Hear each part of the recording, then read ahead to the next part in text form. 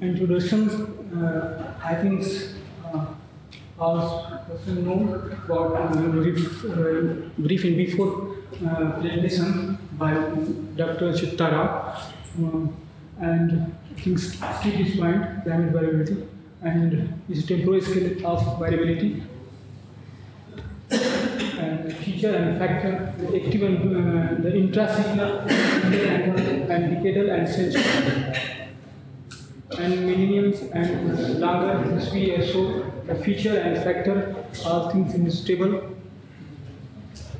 Objective estimation of recent annual trend in surface air temperature and precipitation over India. Data used monthly temperature and precipitation data for all India is originally from the monthly weather record of IMD, and the data have been updated from period from 1991 to 2012 from in India Daily Weather Report published by IMD and IIT.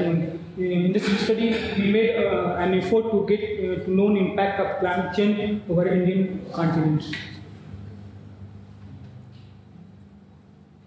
This methodology used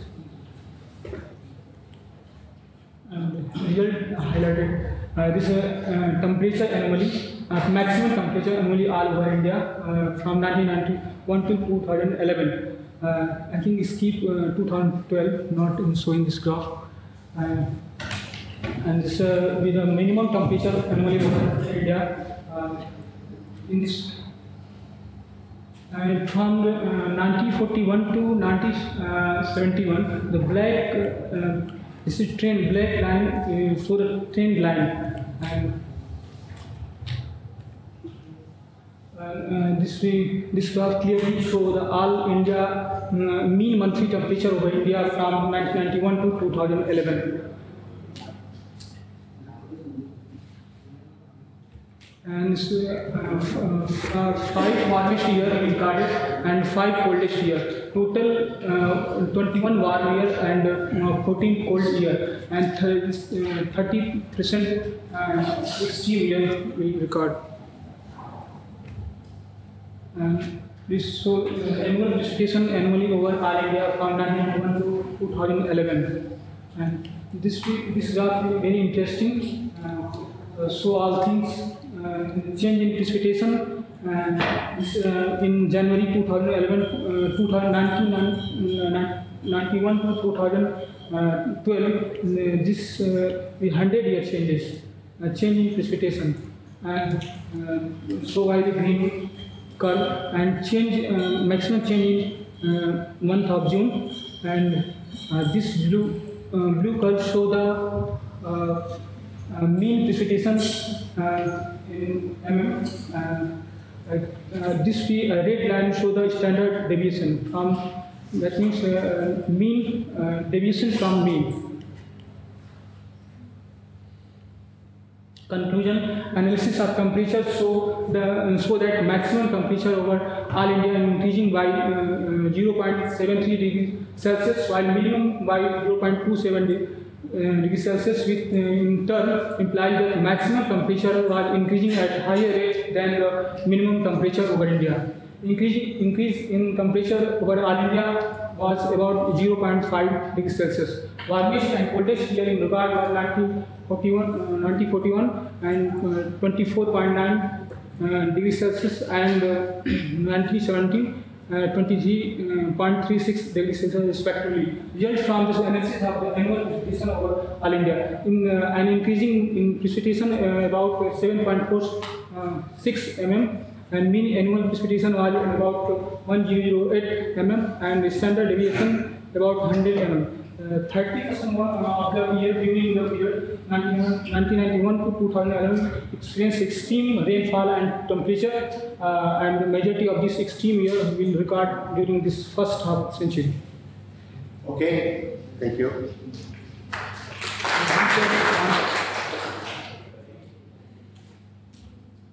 Okay. Thank you. Yeah, thank you. Yeah, I think I don't know what is new in your work, because I have seen many people have done this kind of work, and the data is from IMD. Anyway, I think this presentation particularly, I think I have seen many places people looking at just the temperature data and precipitation. And I don't think there is anything new. Actually, this year I started theory before 1 month. Yeah. Before only a practical review as so this, and not a good. Yeah. So if I try to next future for modeling work. Okay, fine. Thank you.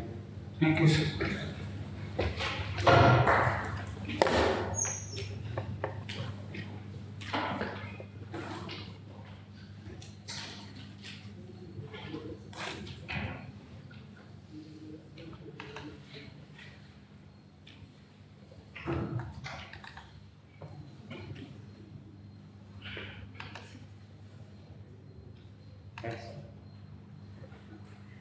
Okay, so good afternoon everybody. Myself Prakya.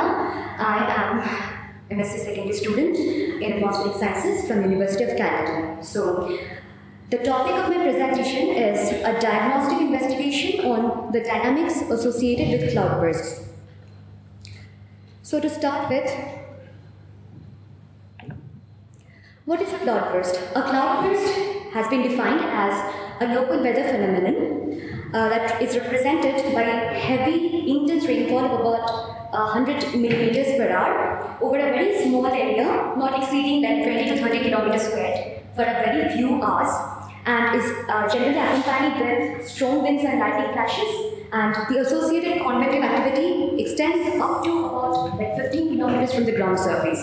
And according to the Olansky spatiotemporal chart, cloudburst has been categorized as a mesogamma scale weather phenomenon. The purpose of this present study is actually to identify the dynamics of the formation of this cloudburst, and for this we have taken 2 dates for now, one over Uttarakhand, that is on 15th June 2030, and the other in Himachal Pradesh on 16th July 2003, and the latitudinal and longitudinal extensions of the places are mentioned here. The parameters that we have taken into consideration is rainfall data in millimeter from TRML, and the other synoptic parameters such as sea level pressure, mid-tropospheric temperature, relative humidity, zonal and meridional wind in 3 pressure levels, 850, 500 and 200 hectopascal levels for low-level mid-tropospheric level and upper-level winds, and the cloud top pressure, that is actually an indicator of the cloud top height in hectopascal. And these parameters have been taken from NASA reanalysis, MERA reanalysis data.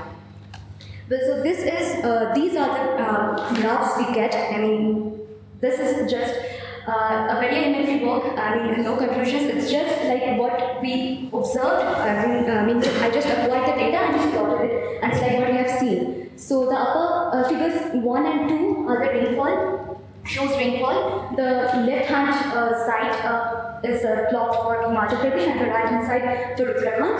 And the 4 panels actually show the 4 times. It's written over there. Just to go quickly, I would like to say that the rainfall has been observed to be maximum at 21 Z time on 15th June 2003 over Himachal Pradesh, and over Uttarakhand on 18 Z on 14th June 2013. And coming to sea level pressure, we can see that a high pressure area that is detected by the yellow colored zone is trapped between, I mean, yellow and the orange-red colored zone actually being trapped between 2 low pressure areas. The yellow on the western, southwestern part, and the bluish region on the northeastern part. And the similar trends we observe even in the Uttarakhand region. Okay, so these are the wind plots at 3 pressure levels, 200, 500, 850 over Himachal Pradesh. And just to skip quickly, what has been observed from the wind data is that we have observed like a calm region, over the area of interest, like Himachal Pradesh and Uttarakhand. This is for Himachal Pradesh. We observed practically no magnitude of wind. Wind, that region is practically calm, with surrounded by low pressure regions. And as these occurrences are, cloudburst occurrences are during the monsoon season, we can say that the region of interest actually falls within a cold region, that is a calm region. And similar trends have been observed even in Uttarakhand, I'm skipping. And the next parameter is a cloud top pressure. Now, cloud top pressure in hectopascal is actually an indicator of cloud top height. Higher the cloud is the lower will be the pressure. So we see that a drastic increase in cloud top pressure occurs after the cloudburst event has taken place. This verifies that a heavy amount of precipitation has occurred. And also we have taken the mid-tropospheric level temperature, that is actually a measurement of the moisture incursion that occurs. More the moisture incursion, greater the condensation, lower the temperature, and so on. So it shows random variation. And these are the vertical profile of relative humidity. As we can see, relative humidity increases for both days for Himachal Pradesh and Uttarakhand, increases for about like 700 to 750 hectopascal, showing that moisture incursion is like maximum near the surface, and it decreases then. And we again see an increasing trend at the upper tropospheric level above the 200 or 300 hectopascal, and the reason is yet not analyzed. So for concluding, it's more like a summarization of what we have observed for the various parameters. The important thing to be said here is that the present study actually includes just 2 dates, and to conclude about anything about the predictability of cloudbursts, if at all it is possible, more cloudburst events are obviously needed to be analyzed and compared with, for the non-cloudburst days too. So that is all. Anybody has a question? What is the spatial scale of the event? Spatial scale. Okay. Spatial scale. Spatial scale, according to definition, it's like 20 to 30 kilometers. Yeah, observe. Wait, just a minute.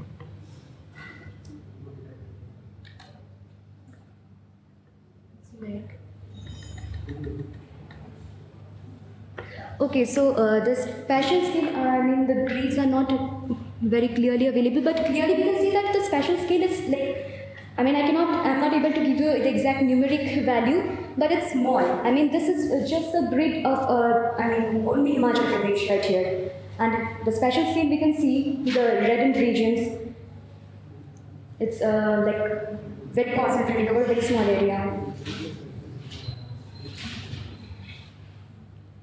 Okay.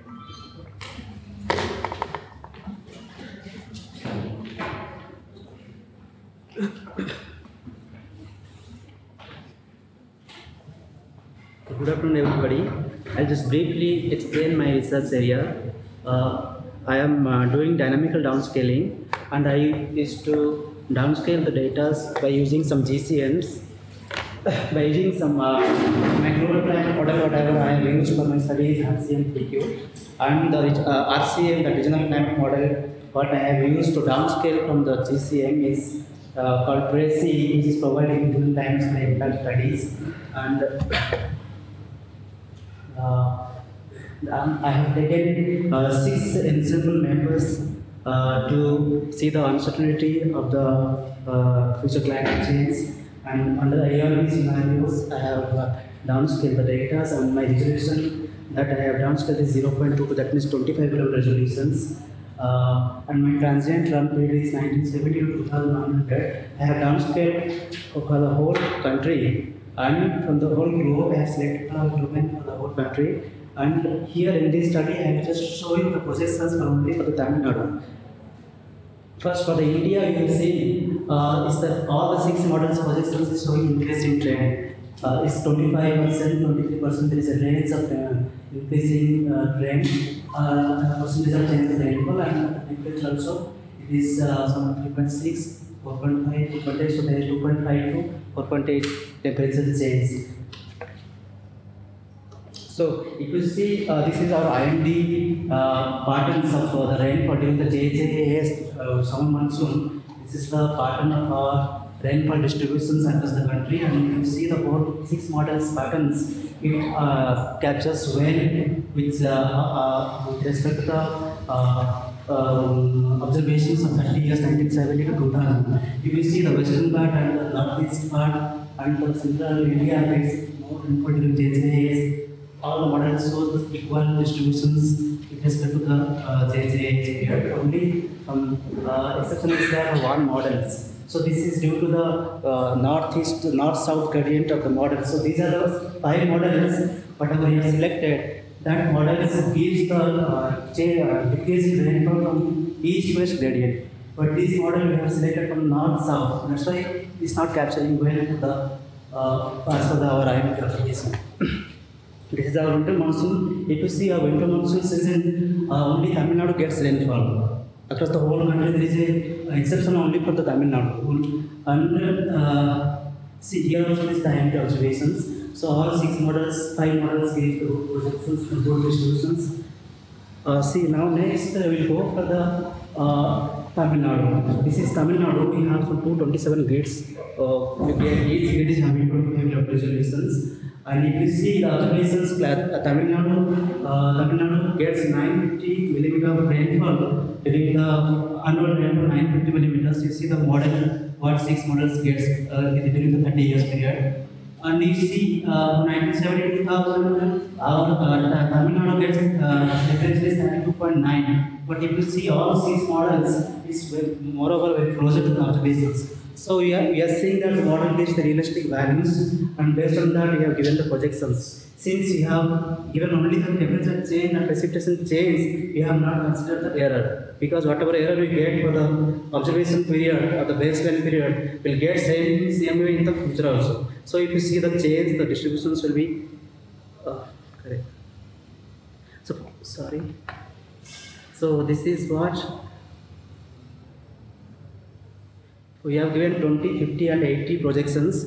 So if you see 2020 Tamil Nadu projections, most of the areas is giving this is the 1 degree to 1.3 by 2020. So these are the districts. We have given the district wise projections also.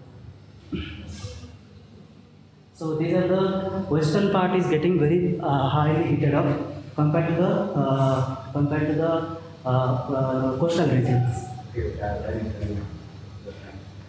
Okay, just 1 minute, sir. Next 1 minute. So if you see by end of the century, it is coming 3.4 degree, and most of the Tamil Nadu area is covering by more temperature change. And if you see, this is same way. Is the coastal area, which gives the temperature range compared to place to the western part. So this is what our temperature and rainfall projections. You get more rainfall during the coastal and the northern part. Here the Nilgiris and Kanyakumari, Coimbatore, Dindigul, Ooty, Kanyakumari gives the increase in rainfall, where India state gives the decrease in rainfall. So finally, I'll just keep the projection. Since we have taken 6 models ensembles, we have given the range of temperature change is going to happen 3 to 3.5 degree. And this is our IMT observations. So this is the, since we know the rainfall, there is a high indication happening for the all the climate models. Our model also shows same kind of projections. Thank you very much.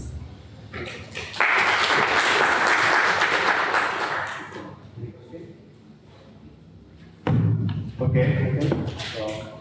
Yeah. Good afternoon. So I'll be talking about aerosol characteristic over land and ocean.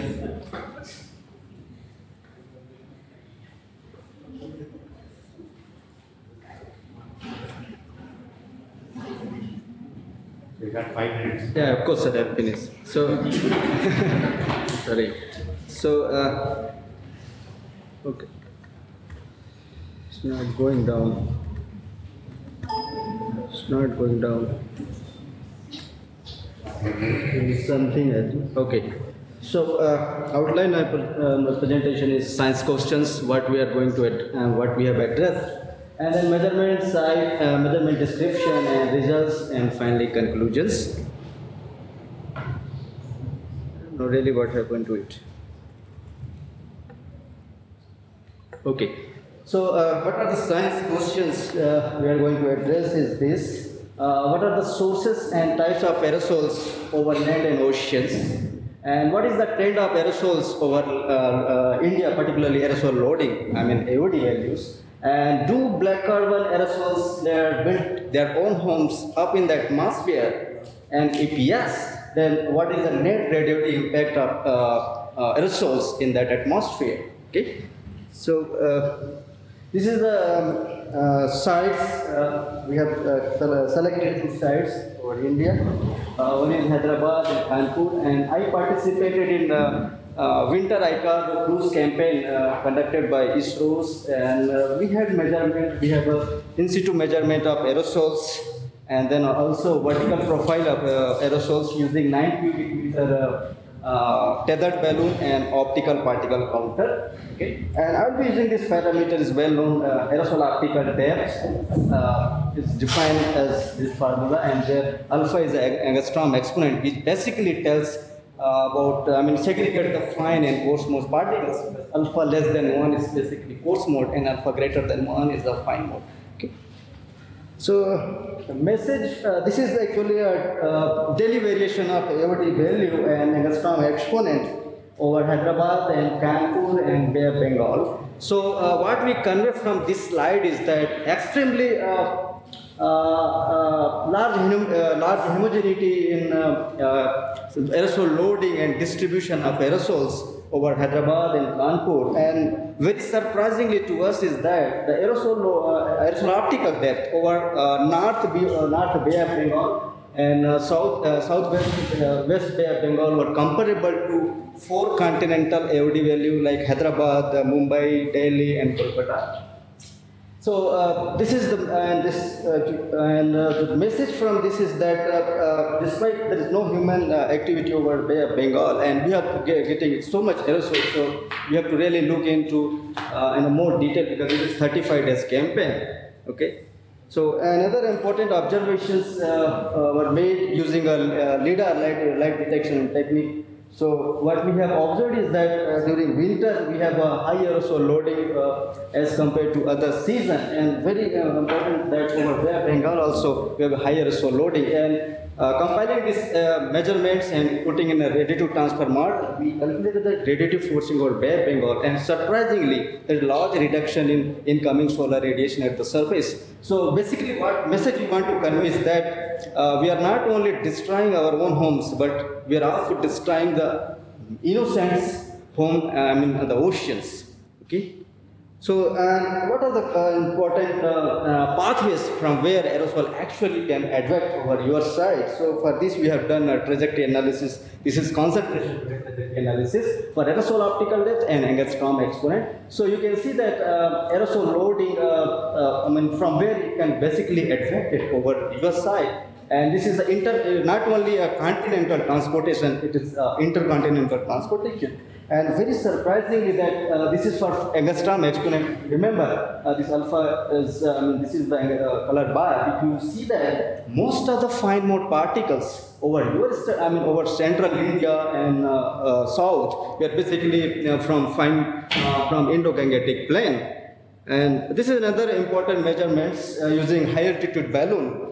We saw that there is 2 peaks at P1 and P2, and we try to calculate the impact of this high altitude black carbon. So we calculated the lapse rate, and we find that minus 9 Kelvin per kilometer, which is basically what we learned is 6.17. So what could be the possible cause? So we calculate the heating rate, and if you see that surprisingly high anomalous heating at 4.5 kilometers, and thanks to IPCC 5th report for referring this results. And this is another important measurement over Bay of Bengal for 2 sites from North BOP and Southeast Arabian Sea. Yeah. Okay. So I think I want people to focus on a specific topic, not like this. You have done last several years. I don't want people to hear we are not having a summary talk here. All right. I think whatever current work you are doing, you talk about that. Very specific. Not like I don't want to hear your overall sentence. I think this is for people who are having a situation. Be specific about your current work, what you are doing in the last several months. That's it. Okay. thank you.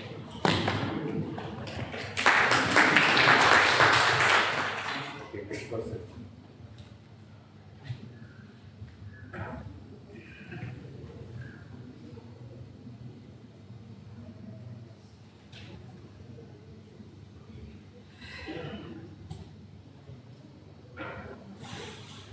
Okay, good afternoon. Myself Purnachat from NRSC. I am working on currently on estimation of ocean surface pressure fields using scatterometer data. In this my study, my main objective is implementation of University of Washington Planetary Boundary Layer Model, that is UWPBL model, to derive surface pressure fields from ocean satellite to scatterometer winds over North Indian Ocean region. The second main objective is validation of scatterometer derived pressure fields with in situ like GUI or ship and AWS observations. I am using this model, the global pressure field from scatterometer winds by there is a UWPBL model for retrieval of pressure fields over North Indian Ocean. This one is developed by PRECIS and this one released in 2003. In this model, assumed winds are the pressure gradient fields, hence pressure fields can be derived from using the winds.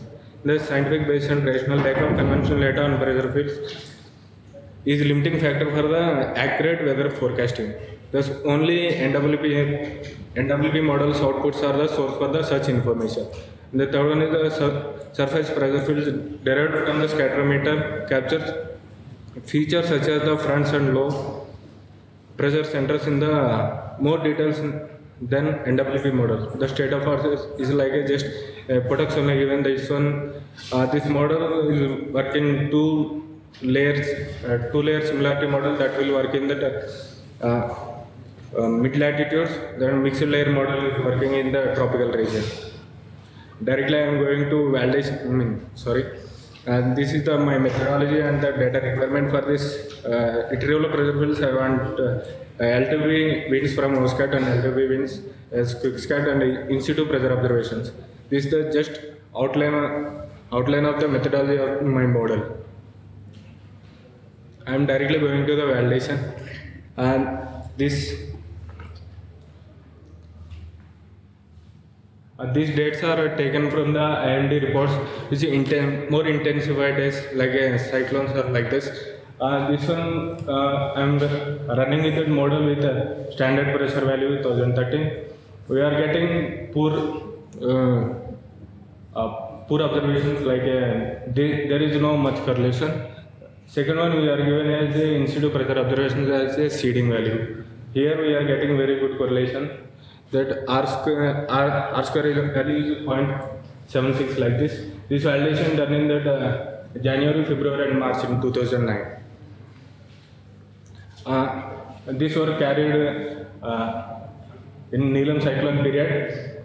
Here we given that one buoy value, and second we given as a 3 buoy average values as a seeding value, and third experiment we did with all buoys taken as a average value and we given. And fourth, we given as all buoy values with positions. We got very good results with the individual pressure values as a first guess value. This one published in 2013 in Atmospheric Science Letters. These are the Neelam cyclone. Just before I showed that validation. These passes are the scatterometer along passes track. This X mark is showing that particular at that time of the satellite pass around plus or minus 1 hour. This we did with Monson cyclone. This is the 12th May 2013 and this one is the 15th May, just a sampling of the images I am showing. We compared with the and that JFS models given by IMD. The patterns are very much following, and validation also, correlation also very good here. R square value is 0.819. We did with Filin and Leher and Madi. These efforts we are showing that, but first one is that Filin sample image, that second one is that Leher, third one is that Madi. This is that daily average global pressure fields postcard using UWPBL model. This is the 1 day 14 passes. We will get that entire 14 passes we average and we given like this. This one here are the routers now. This is my actual poster version. I didn't give in there.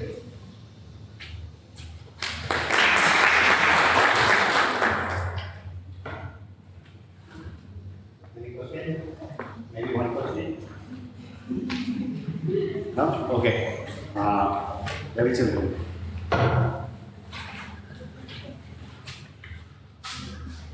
Check. I need to navigate to a folder because I have a video in the talk.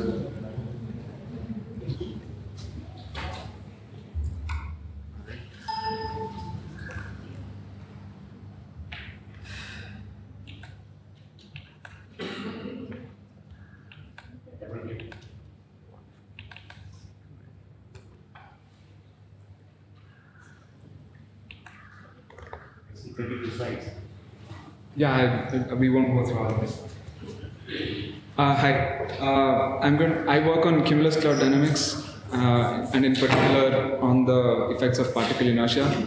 So you all seen this picture earlier in the week. Most of you work somewhere over there. Turbulence is over there, which is part of my work. And in particular, because I work on particle inertia, I've barely gotten out of the origin. Most of my work is right at the origin. So turbulence is the interplay of vortices, and because I'm doing a very toy model-like study, I have to tell you what a point vortex is. A point vortex is a concentrated source of vorticity, and the velocity it induces. Anybody know what the Biot-Savart law is? Anybody know electricity and magnetism? So, yes, no. So, if you have a point source of vorticity, the velocity induced at a distance is going to be tangential to the radius vector, and it's going to be proportional to 1 over r. That's a point vortex, and this is a model to study turbulence if you don't have expensive computers. So, never mind that. So imagine this. I have something attached. You have a string attached to a heavy object and just twirling it around. At some point, the string is going to break. If you keep twirling it around at faster and faster speeds, the string is going to break because the string can only hold so much tension. A similar thing happens with particles that are heavy, and by heavy I mean water droplets in clouds. The density ratio is 1,000, right? Water has a specific gravity of 1,000, air has a specific gravity of 1. I meant density, not specific gravity. So a similar thing happens like the string, an object on a string, a similar thing happens with heavy particles in fluids. If you have a vortical flow, a particle is going to just go away from the center of the vortex, except in some cases, which is my talk. If you have two vortices, and at the end I'll try and show you that it happens with even more than two vortices.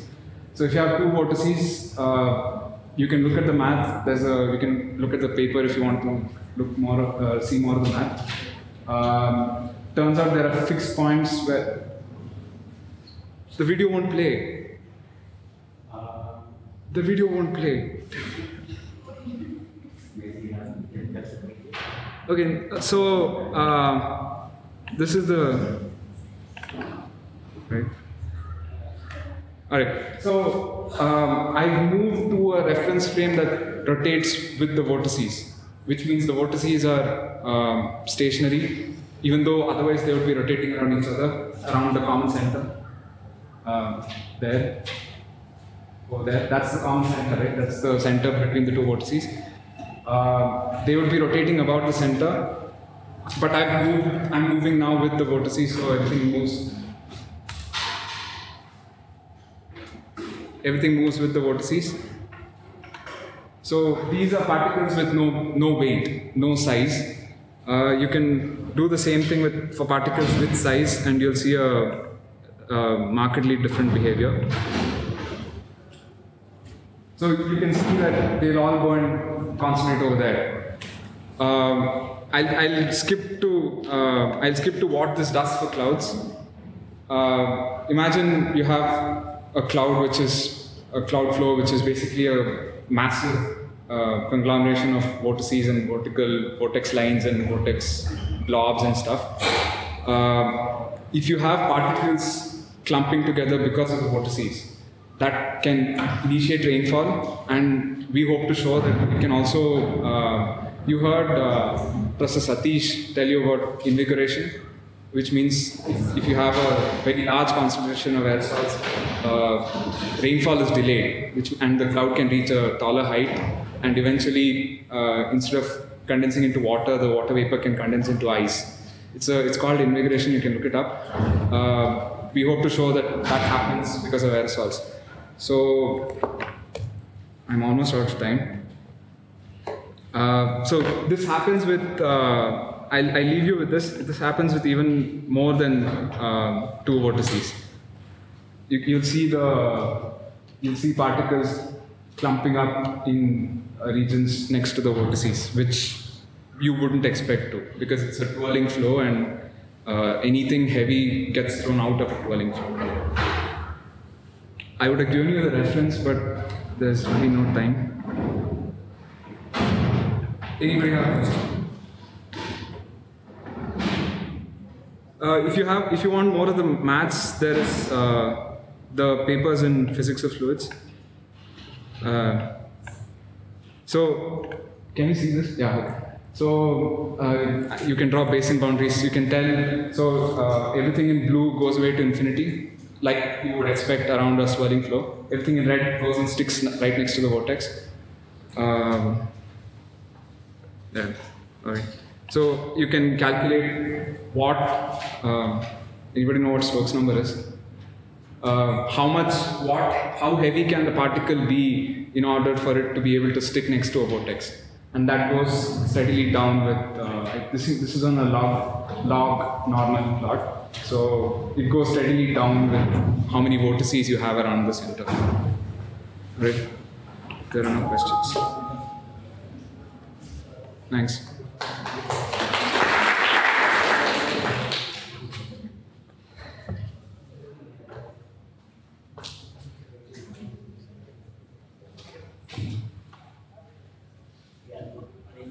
Just the one before, I think this one.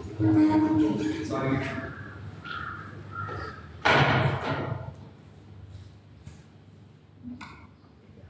Take it from here.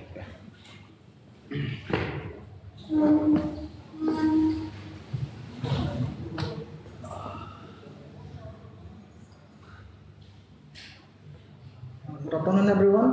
My research topic is impact of climate change on river flow in Borak River system. It means Borak River is my study area.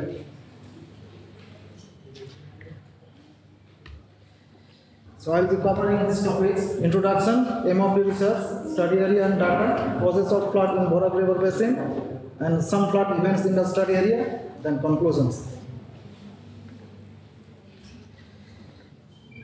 As we know that flood is something that is felt when the rainfall is more. I think you can skip this. This one, okay, sir. Then problems, sir. I will specify the problems of my study area, sir. This is the important point. Okay, sir. The main problems in my study area is found as the inundation problem, drainage congestion problem, and bank erosion problems. And then aim of my research is to study the impact of flood events in the study area due to change in precipitations, and to predict the flood events of the study area and to forecast the floods. Study area. Borak River is found to originate from the Jappo mountain of Manipur hills. And this river covers 6 states. The water basin, Borak River basin covers 6 states. The states are Meghalaya, Manipur, Mizoram, Assam, Tripura, Nagaland. And the total area of the Borak River basin is 41,157. Now, topography. There are 2 major physiological regions in the sub-basin, namely the hilly region, the plains. And the soil found in the study area are laterite and red and yellow soils. Tributaries that are joining to my study area, that Borak River is Jiri, Doleshwar, Singla, Langai, Sunai, Katakal, etc. And source of data, CWC Shillong and IND Guwahati.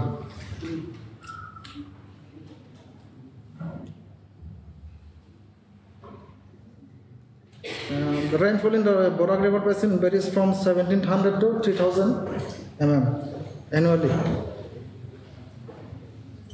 In Borak River basins, the flood results from the natural factor, ecological factor, and anthropomorphic factors. This is the map of the study area. And these are the flood events that has been experienced in the study area. This is the record of flood from 71 to 2001. This is the flood event recorded at the Annapurna Ghat and Badarpur Ghat during the period 2000 to 2005.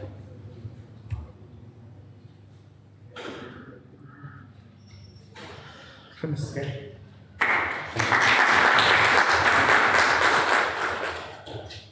Any question? Okay.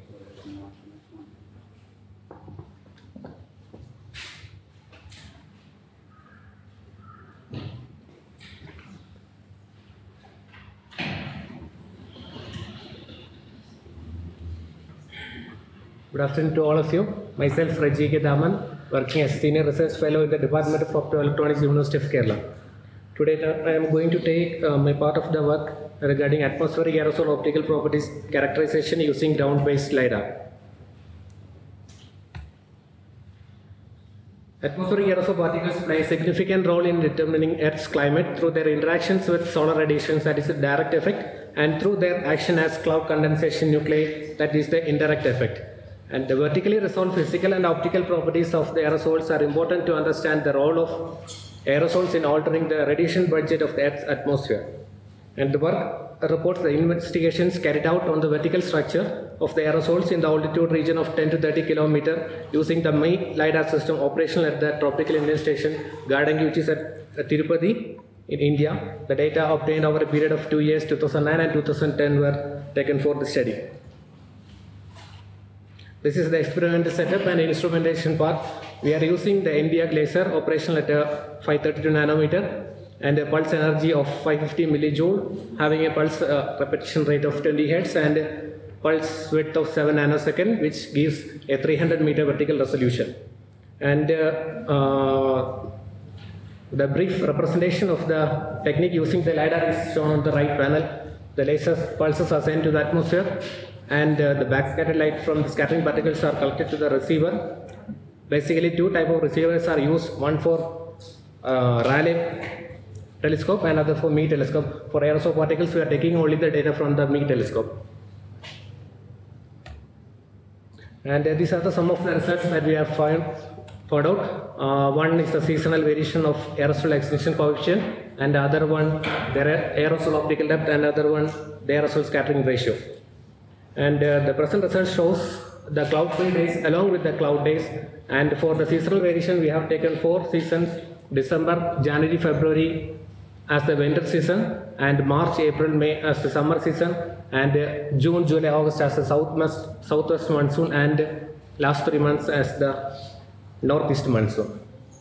And the first row represents the seasonal variation of the year 2009, and the last one 2010. In the 2010 data, actually we are not getting southwest monsoon data, so it is missing in the data panel. And this is the result obtained for the upper troposphere layer and the lower stratosphere region.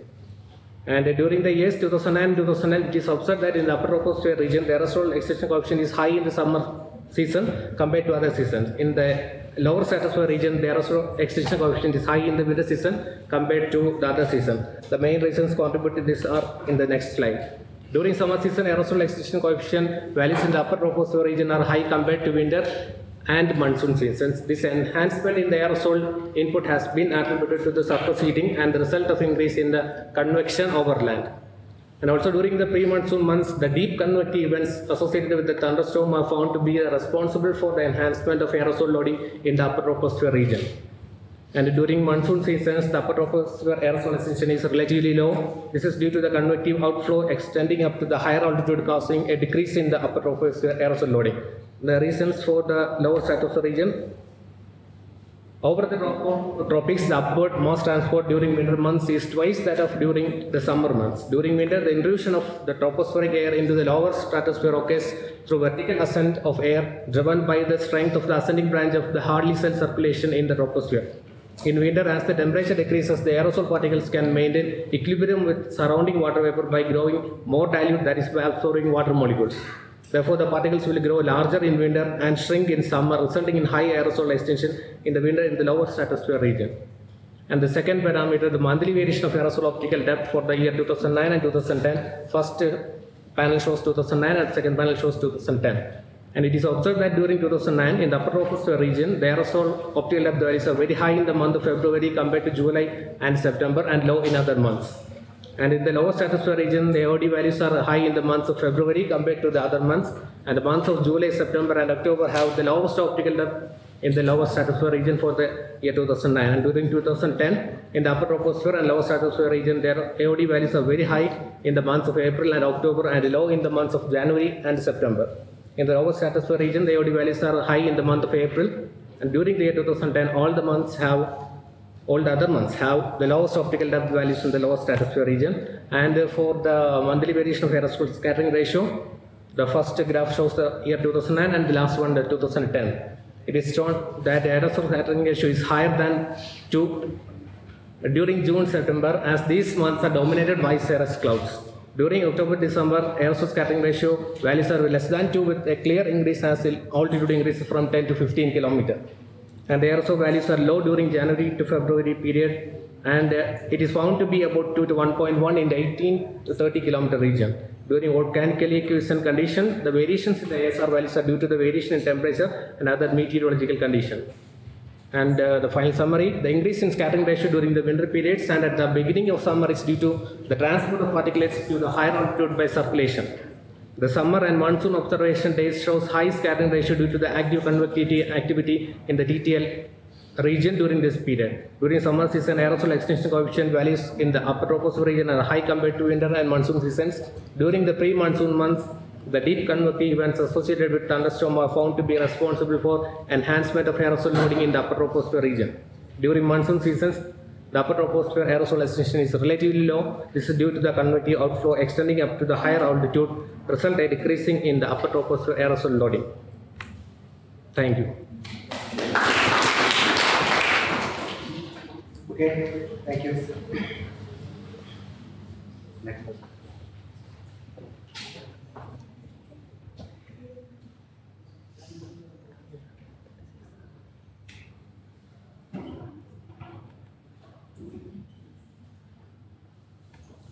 Good afternoon, everybody. Myself Satyan Pandey. I'm doing work on a runoff and sediment estimation in a Haldi River using SWAT model. Outline: I have run the model, but didn't complete the full experiment, calibration and validation of the model. That's why I included results. The perspective for this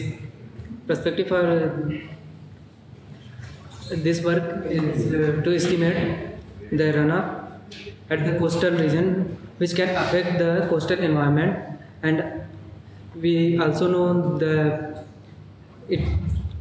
sea surface temperature and salinity in the near the coast can vary can have impact from the runoff and other things. So we are constructing, having this in perspective, we have to use this model only, and our sensitivity and calibration, and one of the objectives were to optimize the parameters for DM grid size and especially soil map. Study region is concentrated about 21.54 NARC in conservative basin, where this a dam is created long before, which has effect on the lower portion of the stream near down. So we have used a physically semi-distributed model. One Mazumdar sir has shown one model which weak. This is just different. Here they are using HRU instead of the grid based.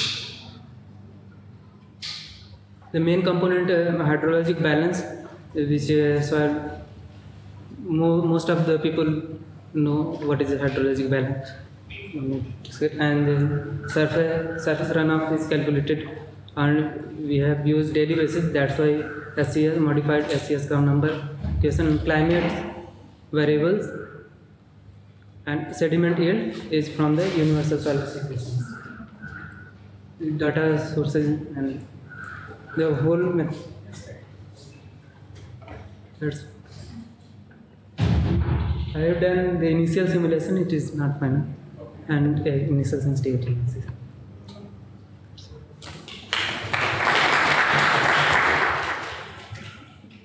Okay, so I'm going to run SWOT model. That's the main one. Yes. Okay. Yes, sir.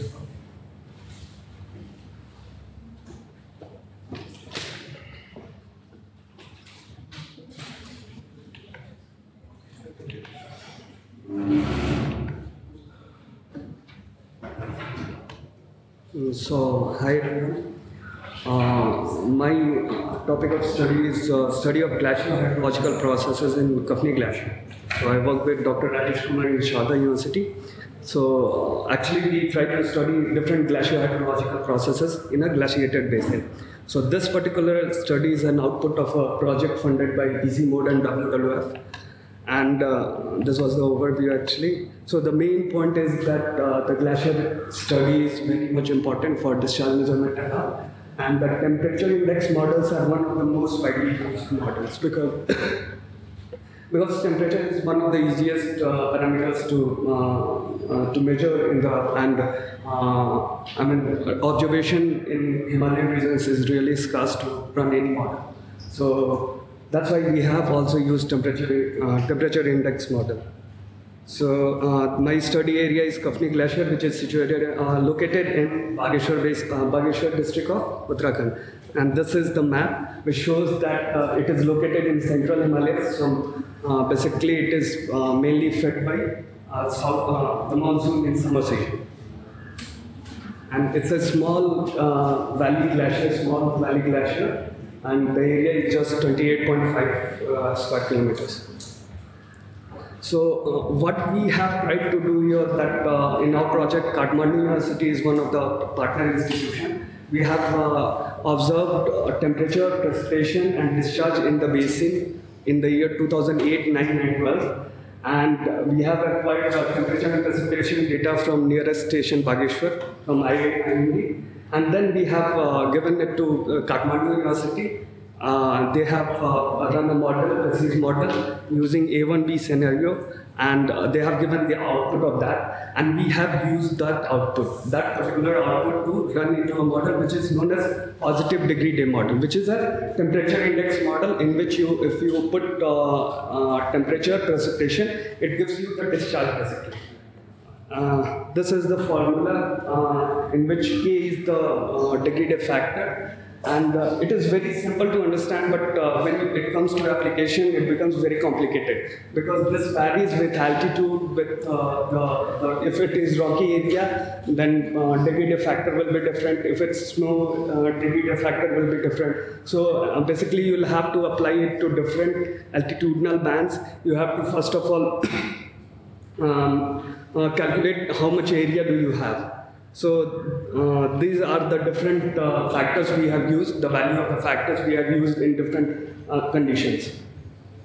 And these are the results. This is the PRECIS model output, and we have predicted it till 2058. And sure. Yes, sir. The formula. Yes, sir. what is this formula will give you? Okay, what is K? K is the positive degradative factor. If you Is it the melt factor or is it what? It's a degradative factor. The name itself is. If it is high, melting is high. Is that correct? Yes, sir. It is directly related to melting.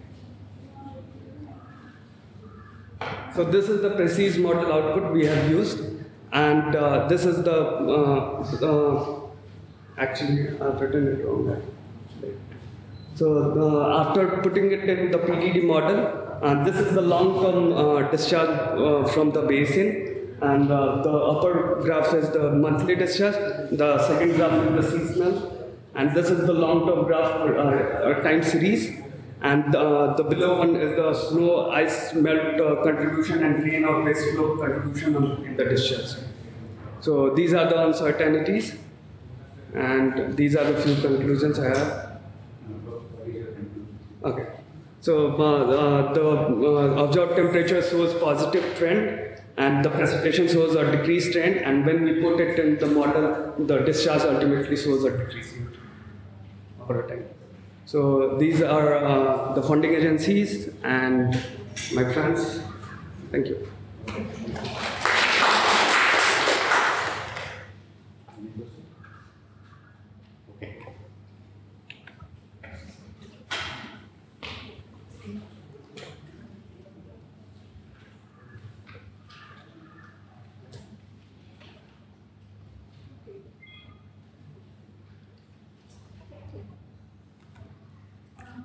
Good afternoon, everyone. I'm going to present on a preliminary result that we got. My study is mainly focused on high resolution precipitation records from a stalagmite of Kotamsa cave. So we are a group of people working on this problem. So basically, I'll just give you a brief overview of what high resolution record is. High resolution record is something that will give you annual to decadal scale of climatic variability. So that could be tree rings, that could be coral reefs, warp deposits, or even ice core data. Now presently adding to this is a speleotherm, our speleotherm studies. So they also can give you, like with the advent of microbilling technology, they can give you annual to decadal resolution. With uranium thorium dating systematics, you can go back to 500 kiloyears. So this is how a general cave environment looks. The cave deposits hanging from ceiling are called as stalactites. The ones that grow from below are called stalagmites, where the stalactites and stalagmites merge are called columns. And this is how a general cross-section of stalactite or stalagmite looks. So you can see individual layers, so we are going to basically deal with them. What is a flowstone? Flowstone is a horizontal deposition that's found in the cave surface. Yeah, so I'll just briefly explain how it is formed. So speleogenesis basically begins at the top of the soil itself. What happens is when precipitation and CO2 from respiration, the plant respiration and microbial activities, when it reacts, it forms carbonic acid. This corrosive acid then interacts with the limestone bed and it forms bicarbonate ions. Now, CO2 concentration in this water, the water that is coming in contact with the cave environment is high. It's the CO2 is very concentrated in that particular water. So as it comes in contact with the crevasses of the cave, like the cracks in the cave environment CO2 is very less. So the CO2 starts degassing out, and this calcium carbonate again starts reprecipitating. So you get individual layer of calcium carbonate layer. So yeah. So basically whatever is that dripping, is that also calcium? Yeah, it's mostly super saturated with calcium. Even the one that goes on the bottom. Yes. We are mostly interested in the bottom dwellers only because they give you more precise records. So yeah. So this is the general equation which we use. 18 oxygen, it's represented in terms of 18 oxygen.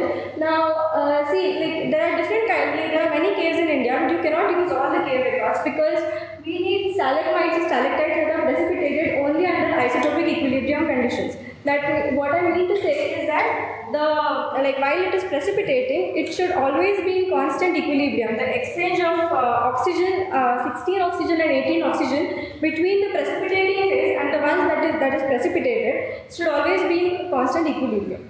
So basically we use this equation to get our delta 18O values. You see, in higher latitudes, when you go to study higher latitudes, there the temperature effect comes. But where India is concerned, the tropical part of India or the southern part of India, we use some phenomenon called as amount effect. I'll just briefly explain what it is. Yeah. What the deposited thing is calcium, right? Yeah, what is deposited? The one that is deposited is calcium carbonate. Calcium carbonate. Yeah. Now, what happens is, just imagine like a parcel of water molecule. It has 16 oxygen and 18 oxygen. On evaporation, 16 oxygen will preferentially go into vapor phase as compared to 18 oxygen. So the vapor will be, depleted, and like the value of vapor will be depleted as compared to value of the ocean. Now, as this vapor condenses into rainfall, what happens is the 18 oxygen comes into liquid phase because liquid is denser as compared to vapor. So delta 18O value of the rainfall is more. But however, after subsequent rainfalls, the vapor becomes depleted in 16 oxygen. Vapor is enriched in 16 oxygen. So with subsequent rainfalls, the delta 18O value starts becoming depleted. So at this point, just remember that whenever delta 18O value is very depleted, that means the rainfall was high, and when the value was enriched, that means the rainfall was low. This is my study area. This is the Kotalshan cave in Chhattisgarh. This is the Kangar Valley National Park. It's in Chhattisgarh. It's near Dandak Cave. This is a cross section of the cave and the 2D view of the cave. So you can see that this is the entrance, and we have done sampling way around, I would say, 400 meters inside. So that was mainly because we wanted to get the isotopic equilibrium. So the protocol that we followed in experiment was that we used micromilling. See, usually in micromilling, like so far, this is the first data from India that has sub-annual resolution. So what is done is this micromilling has a capability of drilling in 200 micrometers distance. So we have taken around 4 samples per layer, 3 to 4 samples per layer, and we could measure it in mass spectrometer, use the equation, and these are our uranium, thorium result, like the dates. But however, you can see that the uncertainty is very high, so we cannot put it into exact, we cannot use this gauge. So what we have done is only we have considered the time frame, that the speleothem formed between 5,000 to 4,000 years. This is what I wanted to show. So you can see individual iron layers in the speleothem, and we have collected over 3 to 4 samples from individual layer. This layer is around 1 millimeter thick. That's it. These are my final results. Don't focus on delta 18O. So this is only a preliminary result. So all I can show you is this is where, I mentioned before, that when the delta 18O value is higher, that means the rainfall was less. So this cluster over here, this cluster over here, probably points to the mega droughts during that time, and the cluster over here and here probably points to the rainfall, high rainfall during that time. So my conclusions here, I've already explained that this is the first time in India we are doing such high resolution studies. But the important of this particular cave site was that this was when they went for sampling, this was an archaeological site. They found potteries and humans inhabiting in that. So the youngest date of the pottery was around 4,000 kiloyears, so which is exactly coinciding with our speleothem sample. So probably we can address the issue that as to why those people migrated from this cave.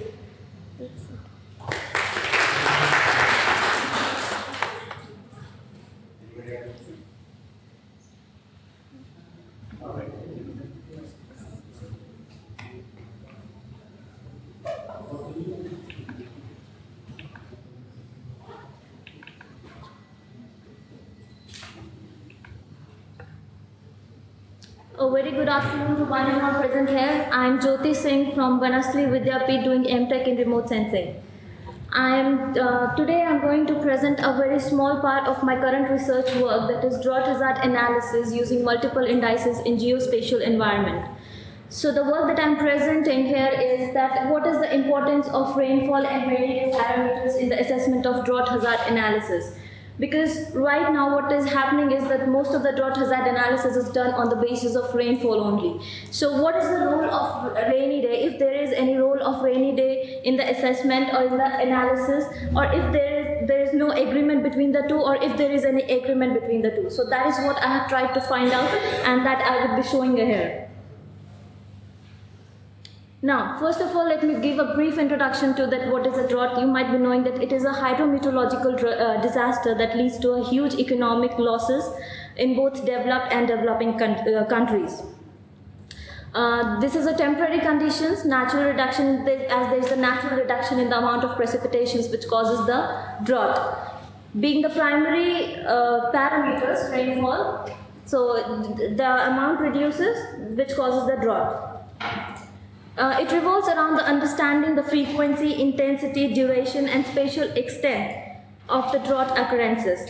It is one of the stages of drought risk assessment as well, because once you know that what is a drought hazard and what is vulnerability, the multiplication of both will give you a drought risk. So you can use the results in analyzing the drought risk as well.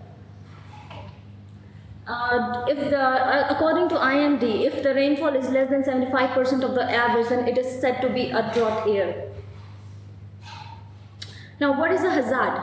A hazard is a situation that raises the level of threat to life, health, property, and environment. It is a possibility to interact together to create a risk. Quite often, recurrent drought leads to soil degradation, desertification, and such kind of phenomena.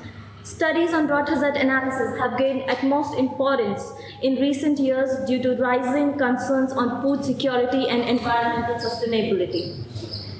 What is the importance of drought hazard analysis? Why should we study it?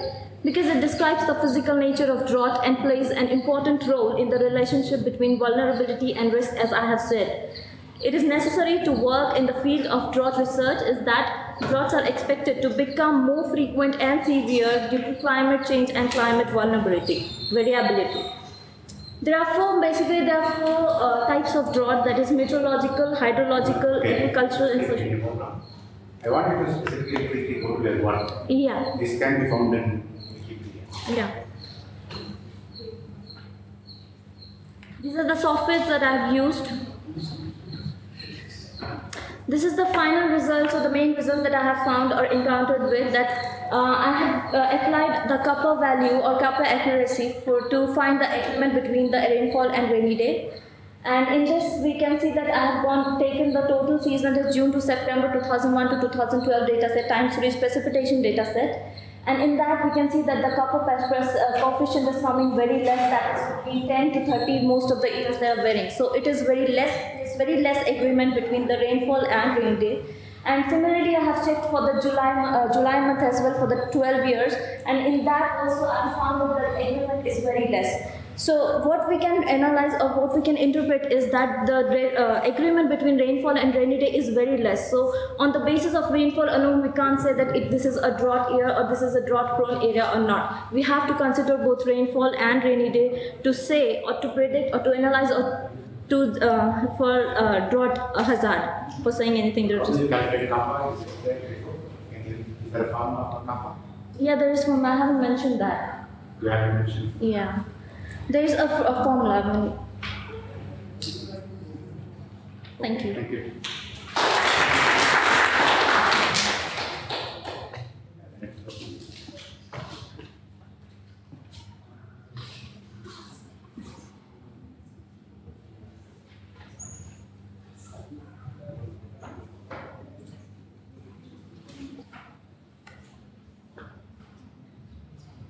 Good evening all.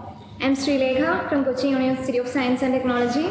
Today I would like to present my topic, the characteristics of monsoon organized convections associated with Indian summer monsoon. Just an introduction to my topic. The term, as we know that the monsoon is a seasonal reversal of wind pattern, and it is generated due to the northward movement of intertropical convergence zone.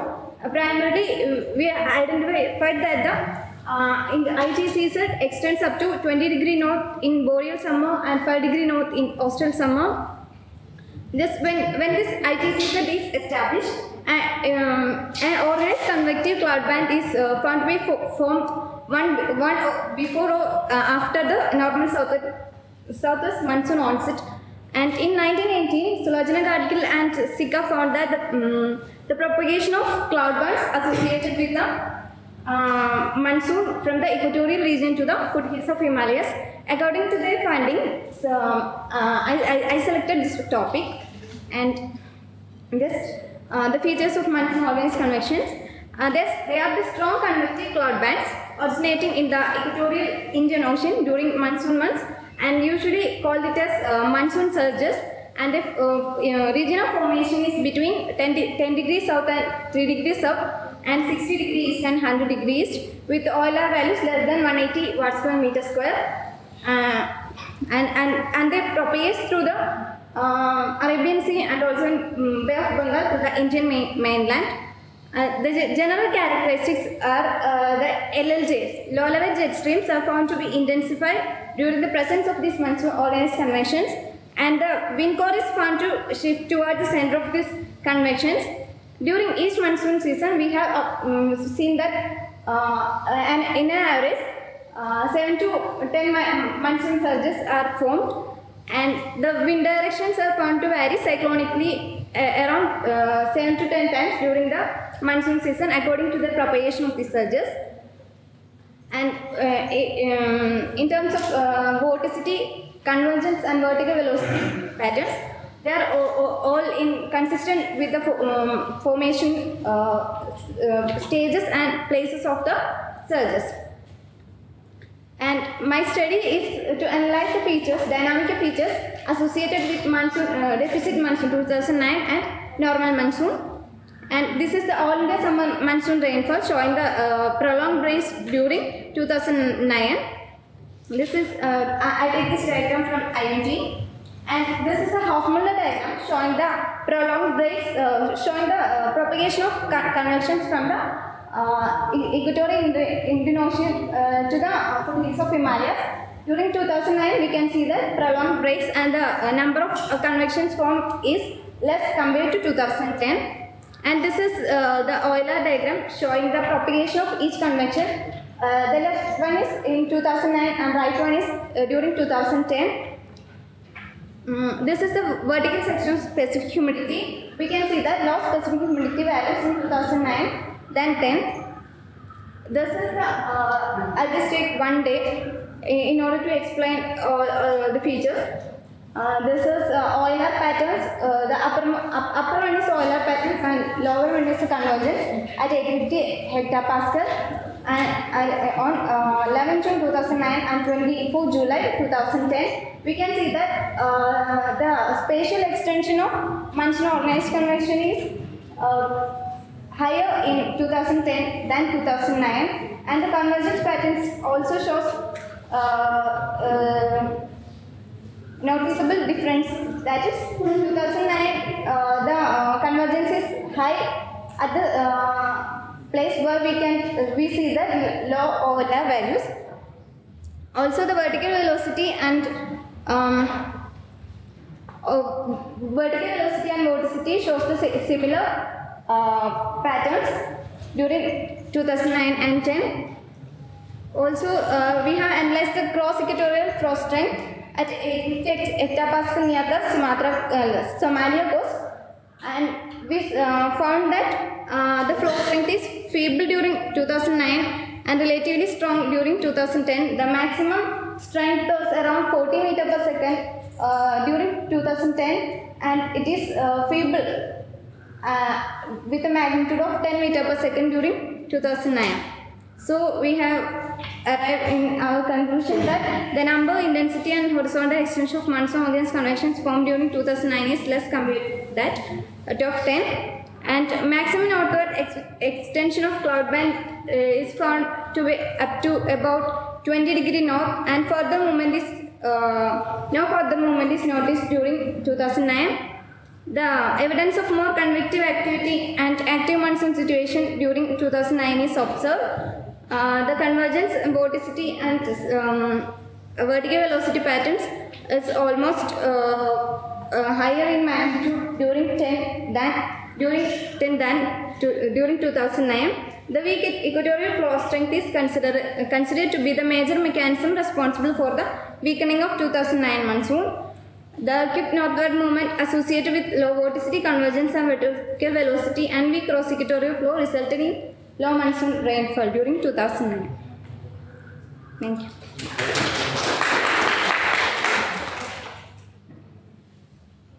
Okay, so we move on to next one.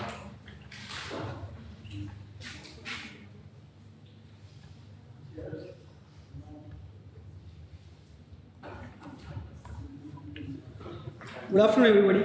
The topic which I am going to discuss is advanced basebone synthetic aperture for climate studies. This is the work.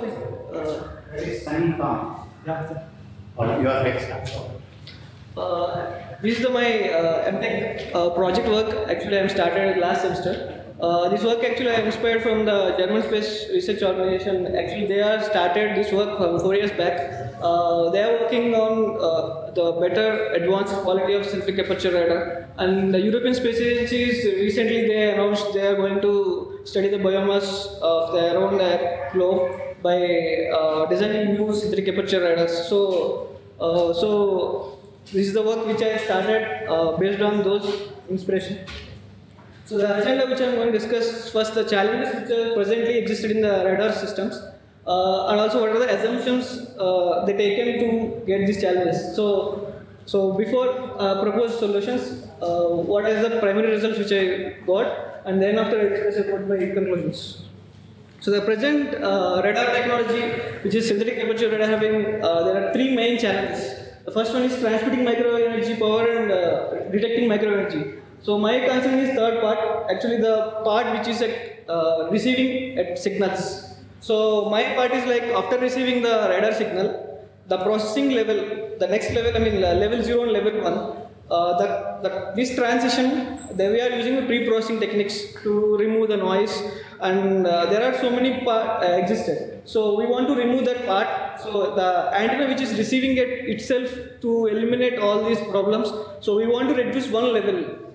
So that is highly related to mathematics. So we want to design an antenna which can work backend as an algorithm. The algorithm should remove these noise and all these problems. So the existing, why these problems are happening, because the existing methods they are considering the object which is not at all moving. It's a stationary object, and also they are taking the linear relationship. And also they are, when they are receiving, they are not using any digitized techniques. Still they are following the analog based techniques. So still that's why they are getting the problems. So actually these are, it's not clear. The first image is actually the direct raw image which is receiving at satellite. So the data which processed, which is contained highly noise, and also once we process that one, we go to the next level, that is called level 1. That level 1 data is like contain the information which is in bits format. But the problem of the data is it's not geocode.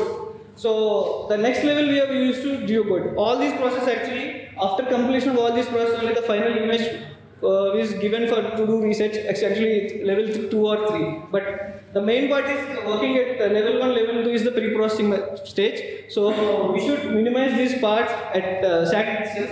There are methods already implemented to remove this problem, but problem is the processing takes so much time, that's CPU.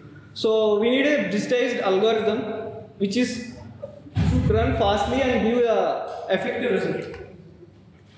So this is actually the different polarization bands of the receiving. The data which we received from this I taken is the Pulsar satellite, which is Japanese satellite. So their satellite actually, here it's not giving clearly because of the light problem. Actually each band gives different results. So this polarization satellite is very helpful for studying various applications like snow studies and also soil studies and all. So the advantage of synthetic aperture radar is it will go see through the clouds, and also we can find out the moisture all inside the soil and all. So those things we can't do with optical sensors. So the future of the remote sensing or data which used for studies is highly radar based techniques, because the next within 5 years they are going to launch so many sensors. So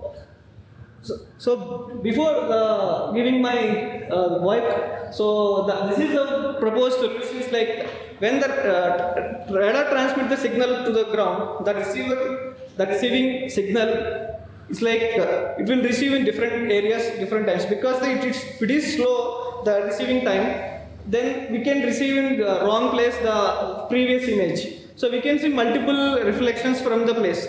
So we want to remove this. So we should send fast and we should receive fast. And also we should cover the more wide area, and also resolution should be high. So first what we are doing is, when we are transmitting pulse, when it is receiving, the receiving system should not particularly, it should nullify the particular area which we are not interested. That means if we want to receive at 60 degrees, so whatever if it receive at 90 degrees or some other 40 degrees, it should give null. So that is the first method. And second method is, we should get narrow. I mean, whatever the content, we want the specific particular, that means more resolution if you want, means the receiver beam should be very narrow. If you are getting a large beam, so we will receive unwanted information. So we want particularly specific one particular place, we need a narrow beam. So till now, actually these are the error factors. If we increase the number of elements in antenna size, we will get the error factors like that. If we use 10 elements, the beam narrowness will be somewhat large. If we give more number of antenna elements, the beam will be, this is just error factor. And we can steer that factor to different angles. So the first one is the third C, you can see like it's at 0 degrees. The next one we given at 40 degrees. So we can steer it. And this is the algorithm which I used. Here I used only 4 antenna elements. So that's why the beam size is very large.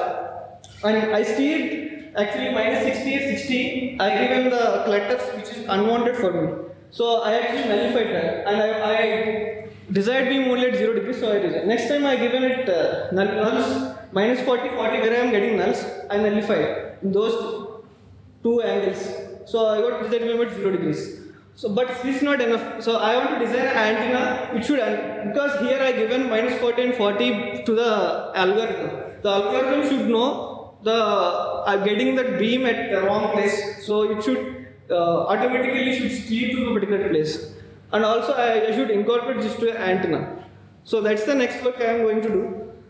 And so this is the work going on at Germany. So it's already implemented for testing purpose in airborne satellites, airborne radars, not spaceborne. So they are still testing space. So that's why we plan to do for, not entire thing, that particular part in for spaceborne satellite system. So in future, this is going to be very, important for space-based acquisition and all. So already use these techniques for sonar and other communication systems, but not for radar, remote sensing radars. So I got, because I got data from all these facilities, and also I used the tools which is developed by Alaska Satellite Facility and all. And these are differences. Thank you. Questions? Alright, I think we are running out of time. Let us move.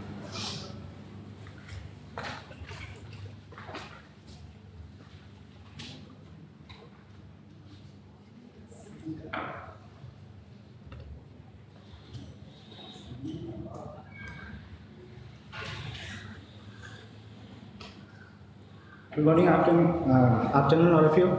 My topic is the study of innovative aerosol property over the North India station.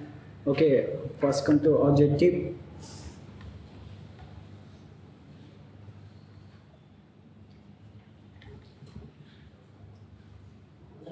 To study the innovative property over the station of India Indo-magnetic plane with the help of aeronaut data. Aeronaut data is downloaded from the NASA site, which is freely available for everyone.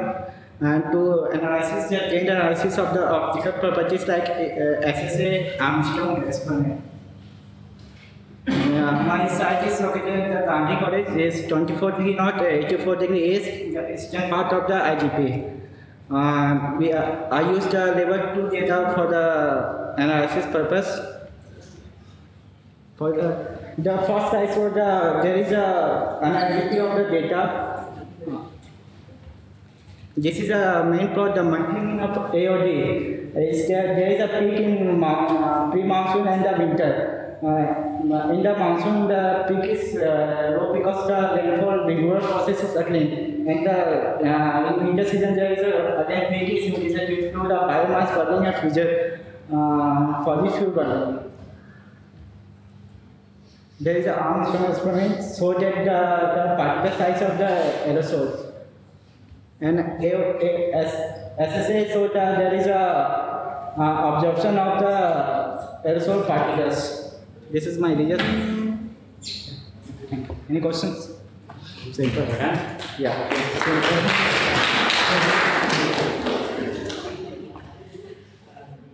Okay.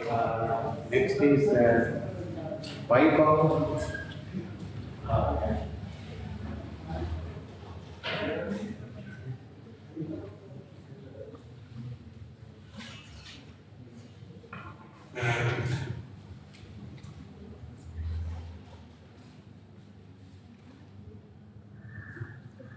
good afternoon, all of you.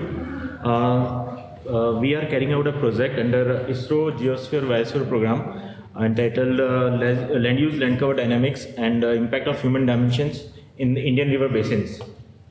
So we are trying to answer the following question: how do human and biophysical factors affect land use, enhance land cover, and what are the environmental and social impacts of these changes? So this question has been posed by the International Geosphere Biosphere and International Human Dimensions Program for global environment change. So the research questions for ISRO GBP LULC project are where LULC changes has taken place in the past, what are the drivers or determinants of land use change, and how information on these drivers can be used to project future LULC pattern, and what will be the consequences of change in LULC on the hydrological processes. So I am involved in the last objective of the this project. We have faced the problem which model we should consider for the this land cover change and its impact on hydrological modeling. So as Professor Roy and Professor Majumdar sir has discussed about this model, this has certain advantages, like it can be compatible with the GCMs, and it is a physically based model, captures subgrid variability and solves full water and energy balance. And it can be applicable to medium to large basins to global scale, and it is freely available in public domain. So to start the project, we have selected the Penna River Basin, which is located in the southern part of India, as shown in the this figure. And we have divided this basin in grids, number of grids, as this model works on grid basis. So these are the features of this river basin and its location. And the average annual rainfall of the basin is around 825 mm. And average temperature is around 18 degrees centigrade to 40 degrees centigrade. So we have the following methodology we have adopted. We have taken the different time scales LULC and vegetation parameters corresponding to each LULC. And from DM we have generated the following topographical features like elevation, slope, flow direction, flow accumulation. And for soil, we have texture, hydraulic conductivity, bulk density, infiltration, particle size distribution, many other properties. And we have forced this model from using rainfall, maximum temperature and minimum temperature parameters.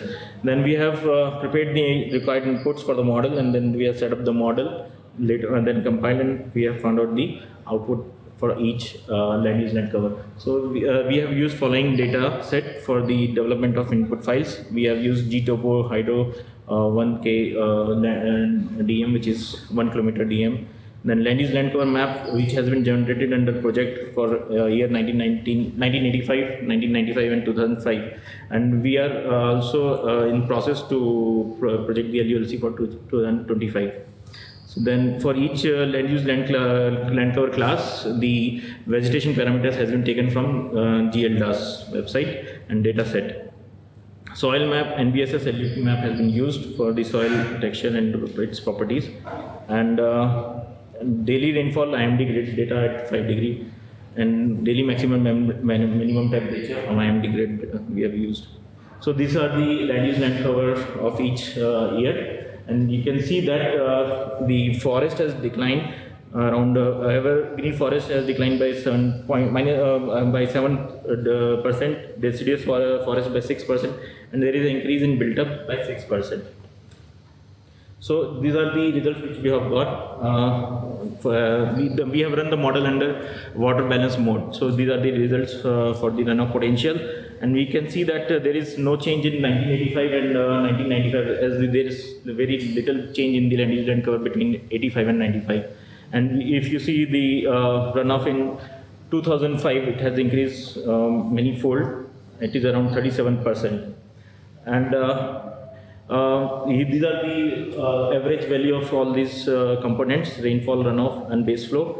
If you see that in this study, the rainfall is also increasing, and your runoff is also increasing, and your ET is also increasing. So later, then we have look at the land why it is happening like that. So if you know that in the South India, you will find large number of ponds, fish ponds, small tanks, water tanks. So those have also come between 95 and 2005. Those are contributing to the evaporation. So that is why we are finding more evapotranspiration in the basin. So these are the time series plots of all the for all land use land cover for all the parameters. Then we have routed the runoff. The WIC routing model we have used at the outlet of Pennar River, that is at Nellore. And we have found that there is around 7% increase in the runoff in year 2005 from 1985. So these are the following conclusions: that runoff has increased by 7%, and built up has increased in the area and in the basin, and forest has decreased by around 13% forest declination is there, and 7% built up has increased. And as I told you that many water bodies have come in the basin, that is why it is also increasing. So now in 2005 you have more runoff, right? Yes, sir. So is it, but your rainfall in that year is also what, right? Rainfall we have kept the constant for all the simulations, because we are finding the effect of land use land cover change. Yeah. Okay, so next is Rainfall. Not here. Can I?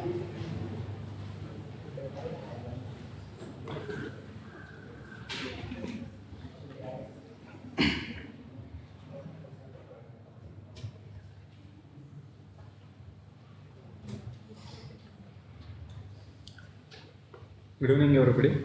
My name is Vinay. I'm going to give presentation on influence of oceanographic parameters on coastal rainfall. This is the overview of my presentation.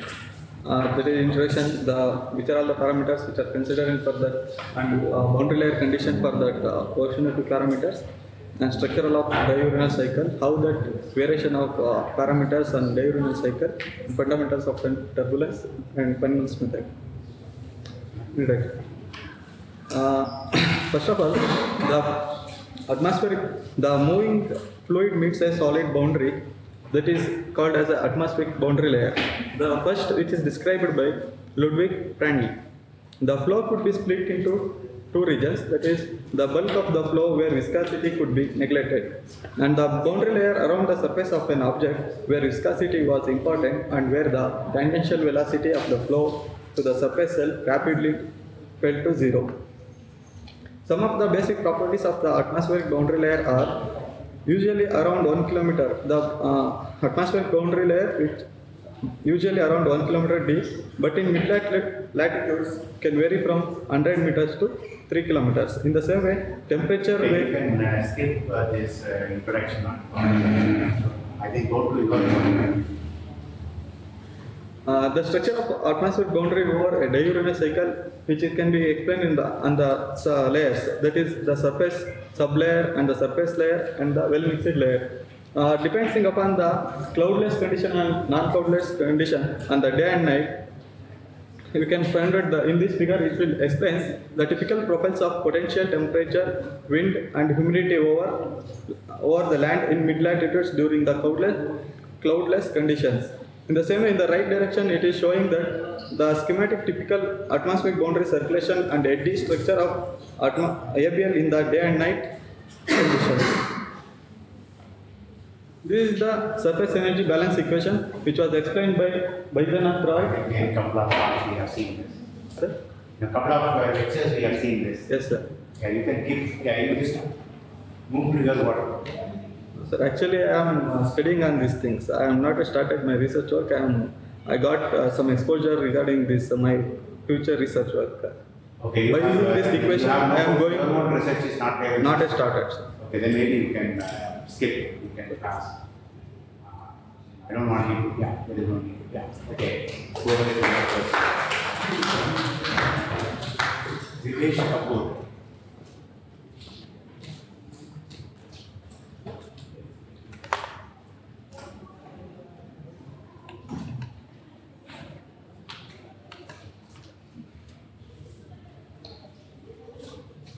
Good evening to you all. This is the topic of my presentation.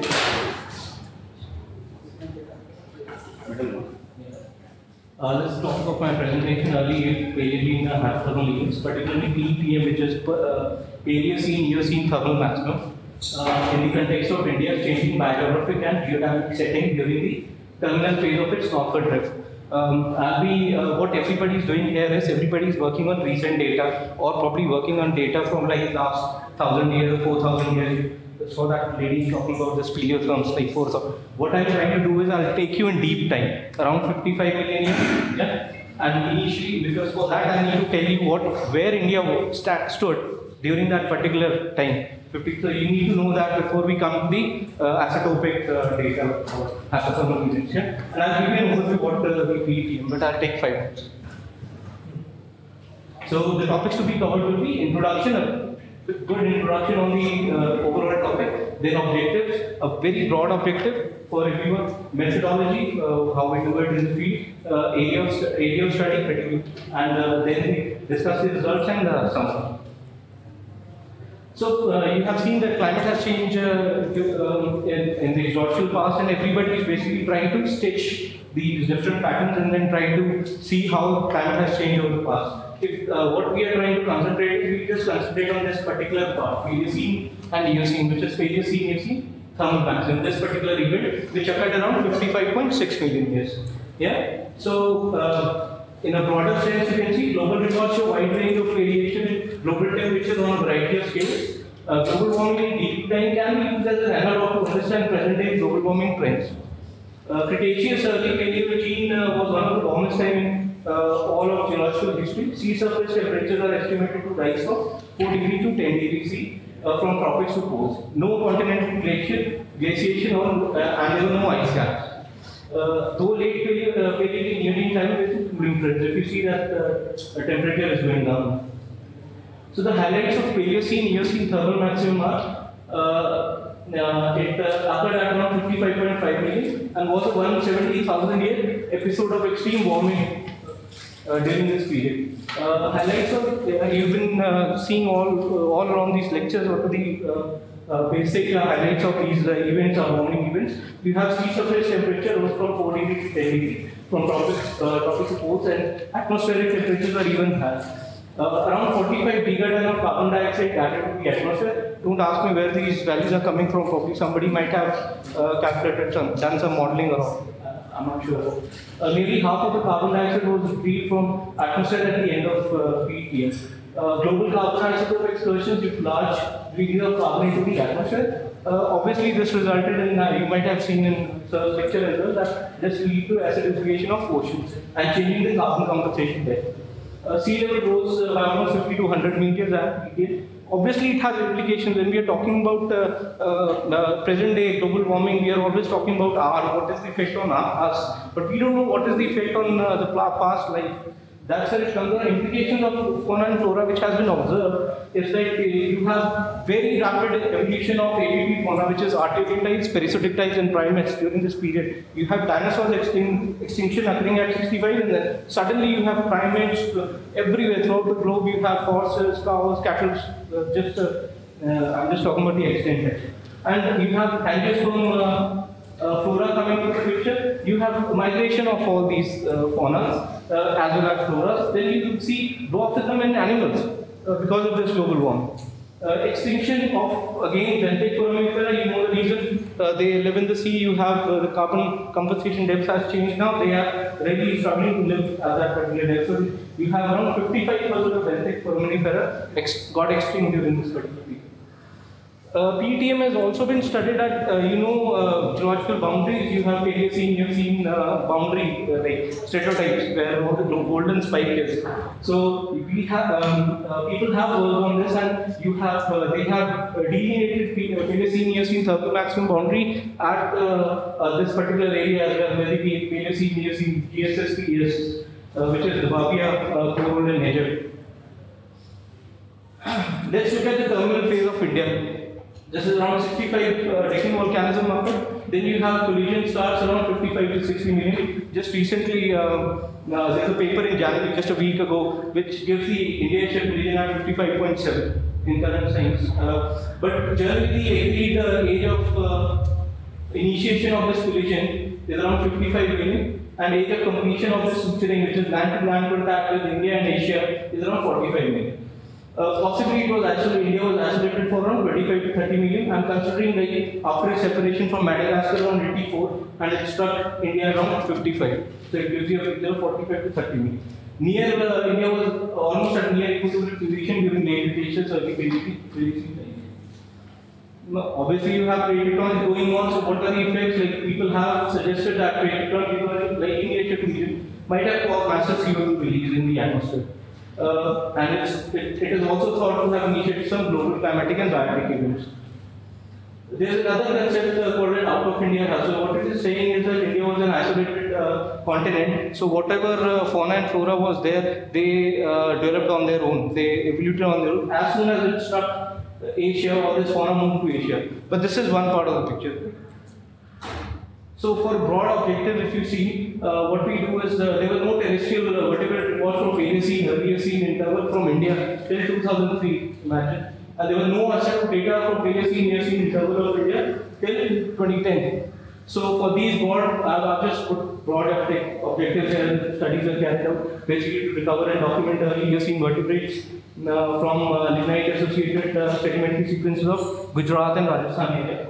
Then you have evaluation of paleogeographic scenarios of Indian subcontinent in the context of outer India hypothesis. This is basically broad paleontological aspect. As for isotope study is concerned, you want to construct the age of this fauna. That's why you're using isotopes. The other part is you're deciphering early Paleogene hydrothermal events in the near equatorial sections. You don't have much record of near equatorial, and none in India till 2010. So another part is to shed light on the climatic conditions during early Paleogene times.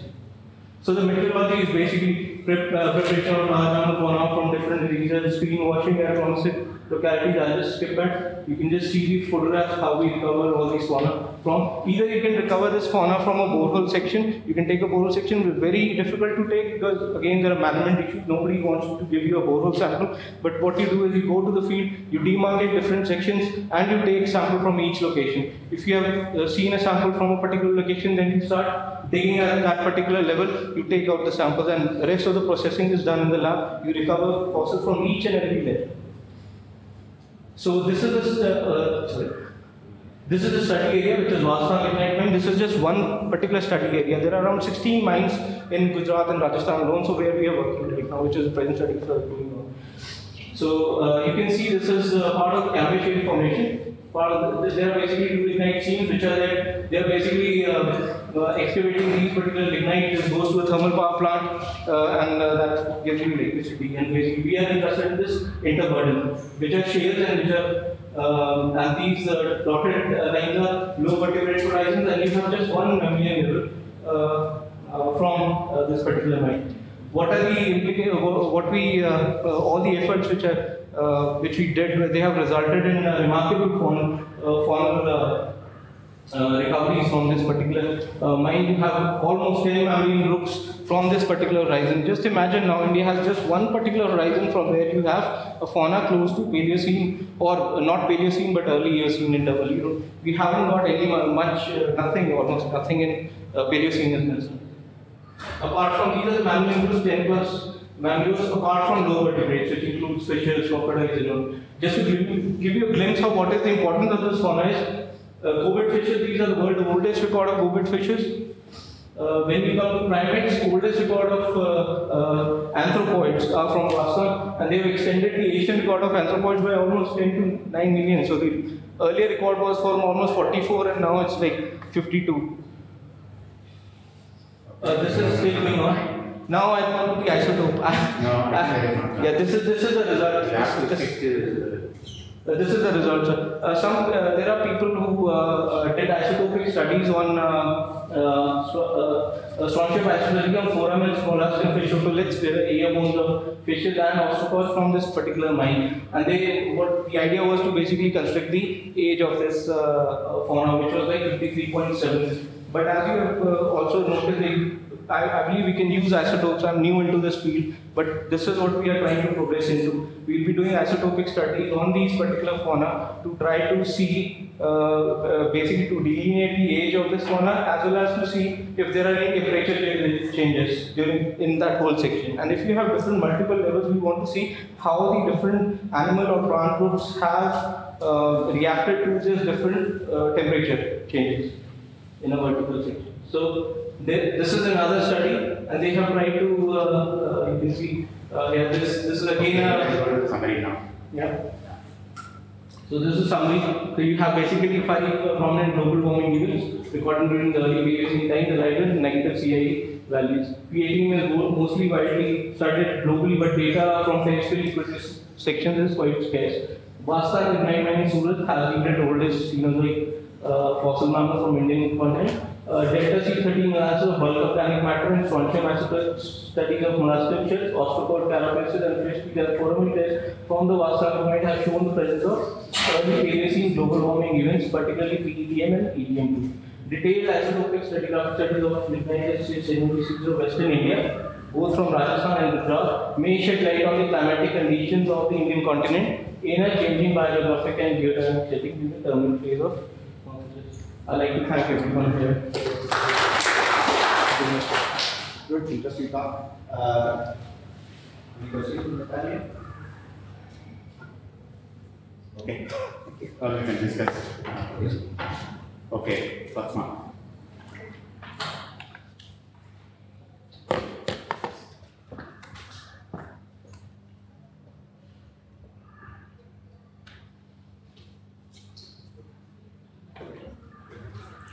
Good afternoon to all.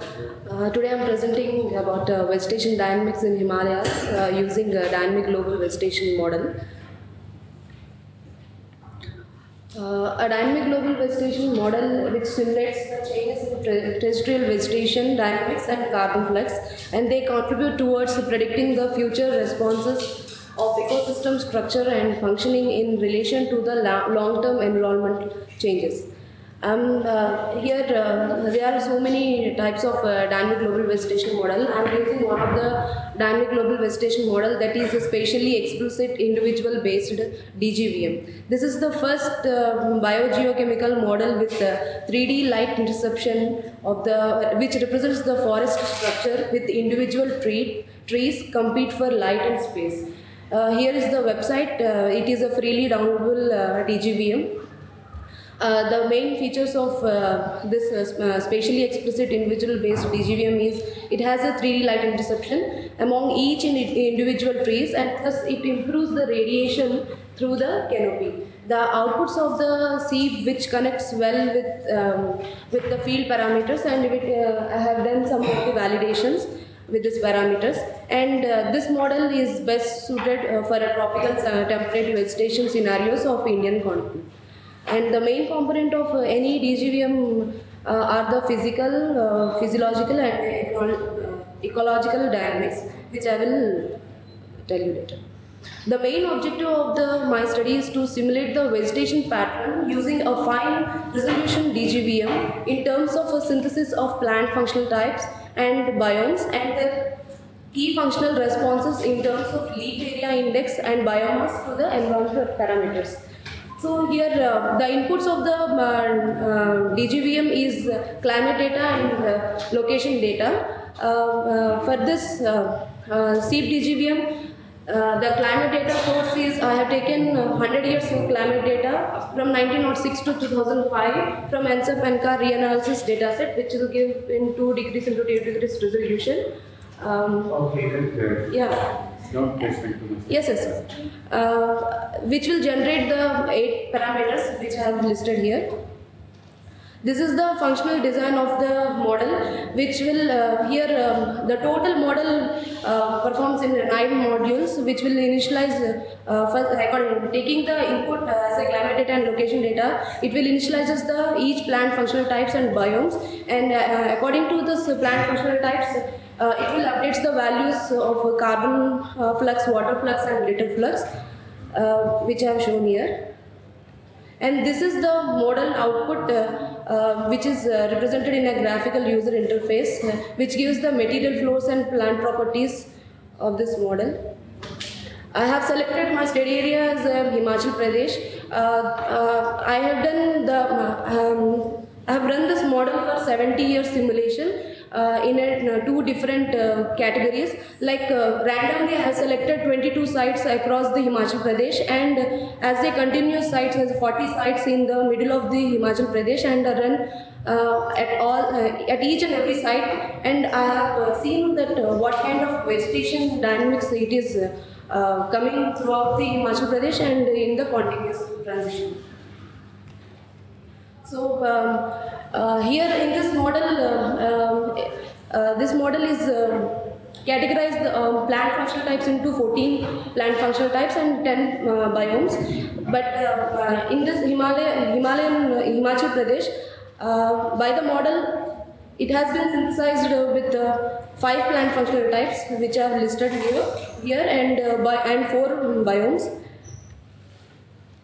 According to the plant functional types, whatever the maximum LAI I have achieved in the first year simulation and in the 70th year simulation, here this temperate first figure shows the temperate broadleaf summer green, which shows the high LAI in the southern part of the Himachal Pradesh, which comes in the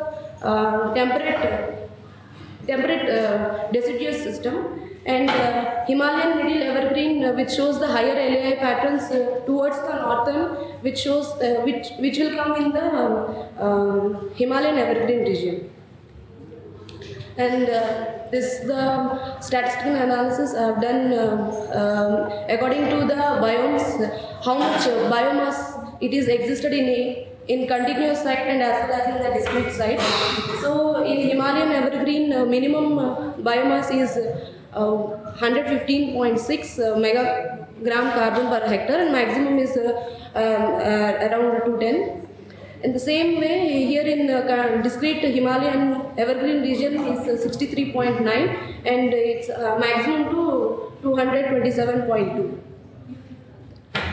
And this is the comparison study range of biomass by the model and with the FSI report 2010. I have around Himalayan evergreen forest, which synthesized in between 60 to 2030, the biomass which are relatively comparative with the FSI report like 65 to 160, and in the temperate deciduous forest by the model I got from minimum to 20 to 145 megagram carbon per hectare, which is relative to in the FSI report 80 to 180.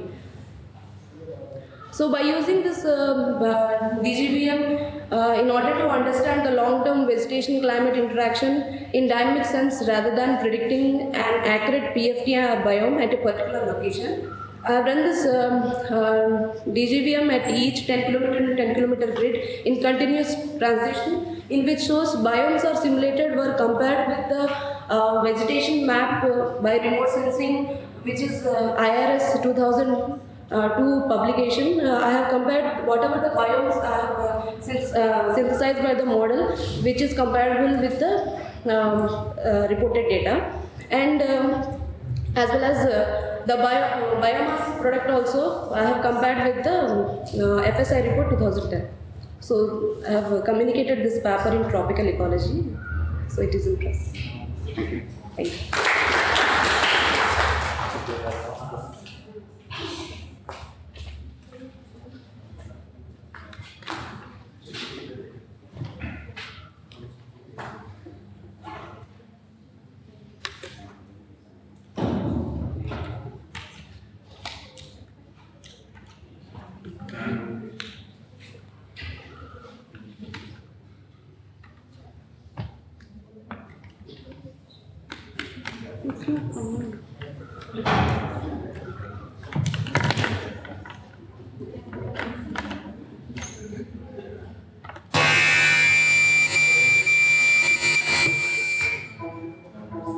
What happens?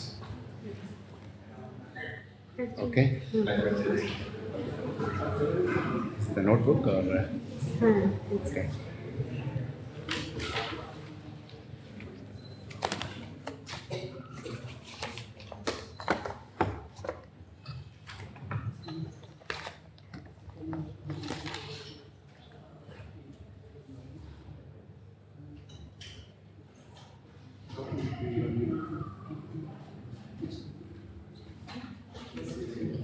F5 is not working.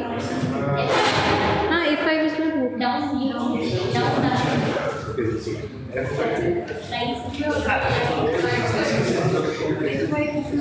Okay. Here. Okay, make it faster. Good afternoon, everybody. Today I am Debanjana Das from University of Calcutta. I am doing PhD under the guidance of Professor Shutapa Chaudhary. Today I am going to discuss about the bias estimation and effort for removal of CFS V2 couple model output for improving the focus field of Indian summer monsoon. As we know, it is very important to focus the monsoon rainfall. So, this study examined the performance of CFS V2 over the Indian summer monsoon in terms of biases of sea surface temperature and the rainfall. And what are the parameters are responsible for these biases? The data which I have used, that is the precipitation and the SST data, and for observational purpose I have used the GPCP data for rainfall and the optimum interpolation sea surface temperature for the sea surface temperature. The model which I use, that CFS V2, it is a fully coupled model. The atmospheric parameters is taken by the NSAP, oceanic parameter from the NOAA GFDL, land from NOAA, and sea ice component from the GFDL sea ice simulators. So this is my result.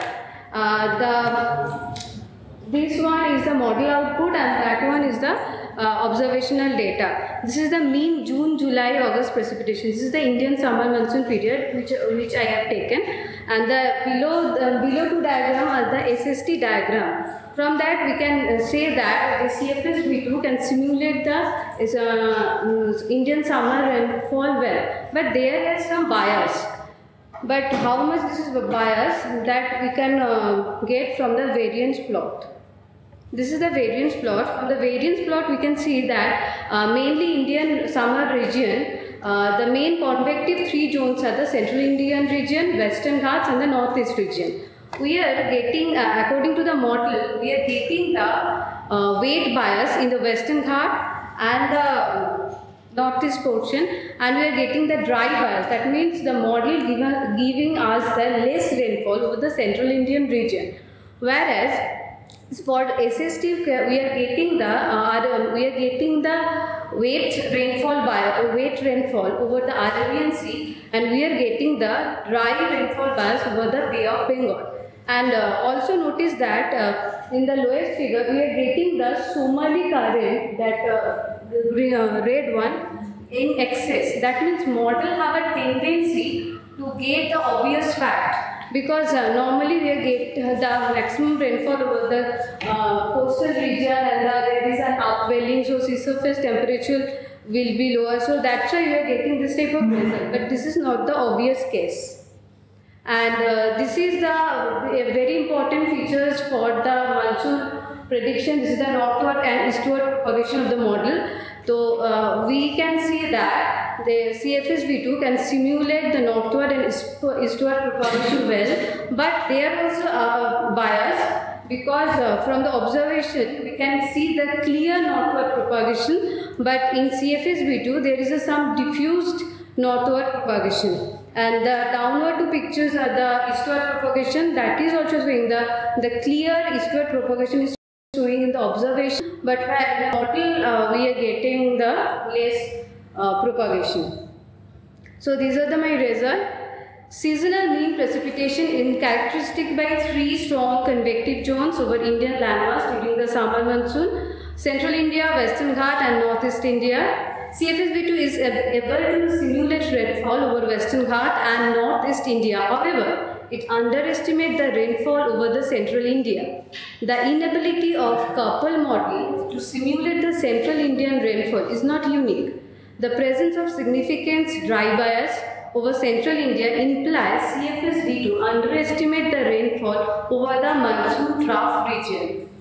The oceanic rainfall is a major hindrance in the CFS-V2 simulation, as it is clear from rainfall bias.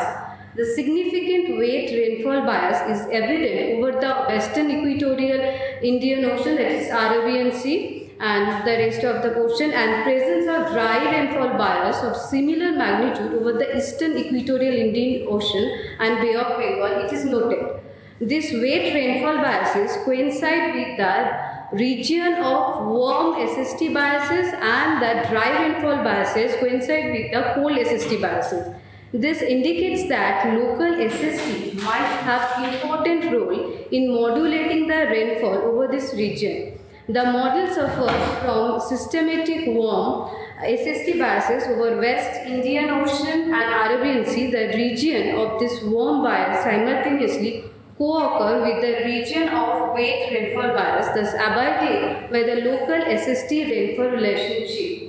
And also maybe the model has the least capacity to capture the latent heat property. So for that I have to check the other data also. Thank you so much.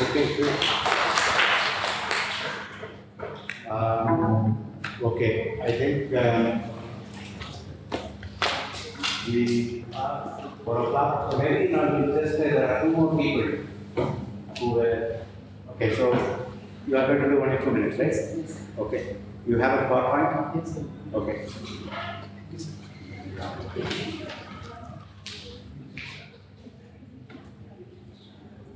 Yeah, maybe another 5 minutes we should break for tea. Good afternoon to all of you. Myself, Mr. Krishna Kumar. My talk is on the Antarctica sea ice variability and tropical teleconnection. In introduction, you see some important points like SAM.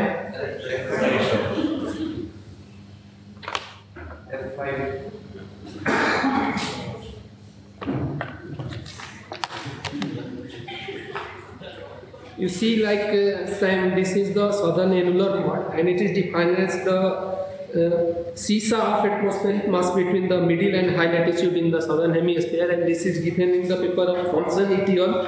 In 2000. And also the southern annular mode is calculated by the variability is characterized by the zonal symmetric atmospheric pressure anomalies of opposite side between the Antarctica and mid-latitude. This is also given in the paper of Thomson. Yes, I am going to. And this is, and so this is the El Nino Southern Oscillation. SOI, this is the Southern Oscillation Index, and this is calculated by the pressure difference of TRT and Darwin.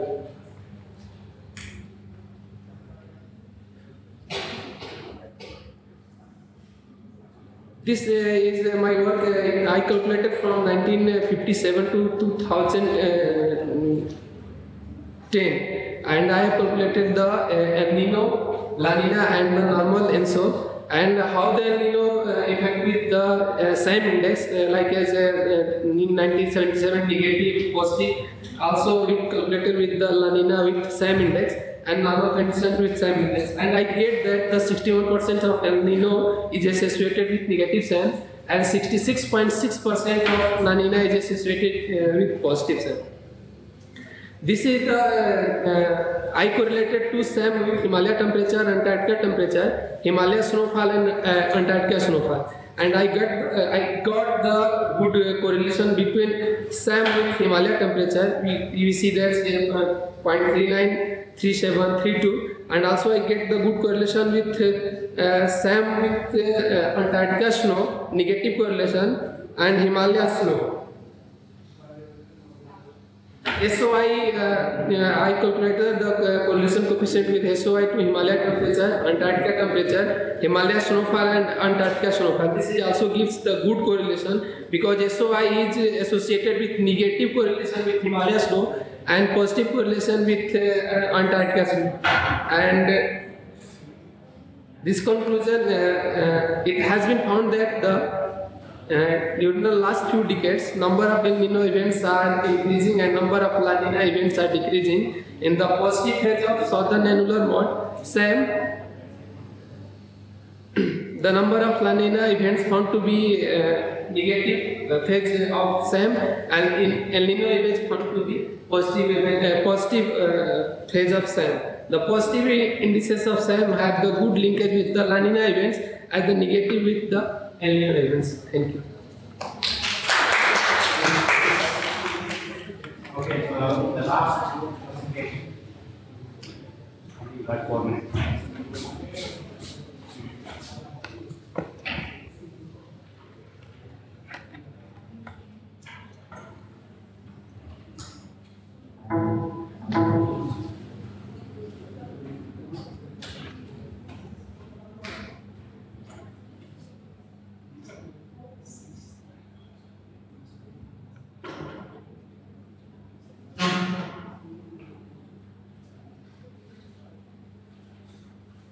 Hello everyone, my name is Kiran.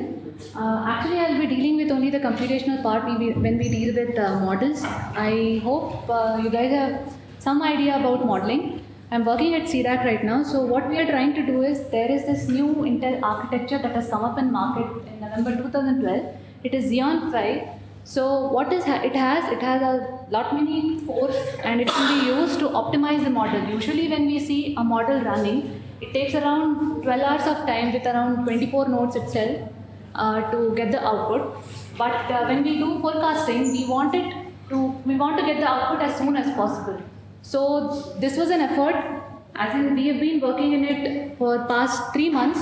So what the basic idea is, we already have a coupled model for birth and round, which gives a very good precipitation all over India, and it has been put in forecast mode already. So I am working on ocean component of that part, and a colleague of mine is working on the weather part of this application. So basically, this is the main objective. We are trying to do it only because for the seasonal forecasting, we need it as soon as possible. So that's why we are using this many integrated core architecture. Let's have a look at it, what exactly it is. So I hope you all guys have know something about how a dual core architecture works, right? You all have laptops, and what does a dual core computer means. So whatever the desktop we have, it has only single core usually, but the dual core laptops usually have one CPU.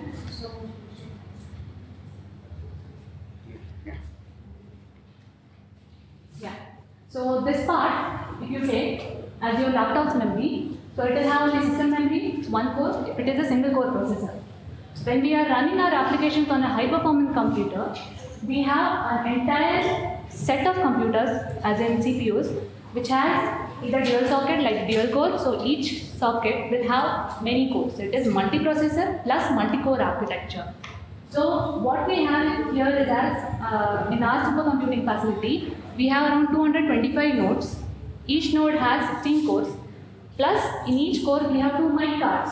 These mic cards, which is many integrated core architecture, these are the ones that have come up new in market. So each of these cores have around each of these cards has 60 cores, and each of the cores can support around 4 threads. So basically, we have, if at all we run the model in OpenMP, that is shared memory parallelism. It will take, we have resources of around 240 threads. And if you run it across multi-message passing interface, you can run it around 225 nodes. So this is the basic architecture. For our main processor, we have a memory of around 64 GB and a bandwidth of 51.2 gigabytes per second. For the Xeon 5 core processor, that is a mic card, we have 60 cores, 240 threads. And the only limitation right now we are facing is the 8 GB value, because when we do large amount of simulation and when we increase the resolution, we have a lot of data that has to be handled. And for every iteration and every time step, we need to fetch the data, do the calculation and give the forecast. That is how usually a model works. So that's why you need to actually use this architecture to its best efficiency. So this is the domain which we are working on for forecasting mode. I have taken only for one component. So say for example, I divide the grid in these domains, like 8 tiles in x direction and total are 48, so 6 tiles in y direction. So what actually happens if you have suppose 48 cores to handle? Each of the cores will take calculations for each of the grid points, right? Each of the tiles. But that doesn't mean that this has only one grid point. It has around, say, in x direction there are 816 grids divided by 8.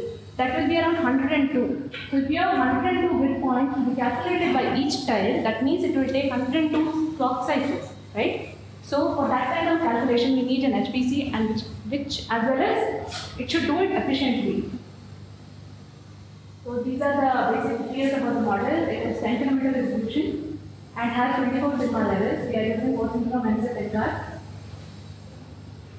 So basically, this architecture it can be run in following mode. If you have OpenMP model, you can do it in native mode and upload mode. What native mode does, you transfer the entire model into the architecture. For symmetric mode, you have some of the application of the source code running on main processor and part on Xeon 5.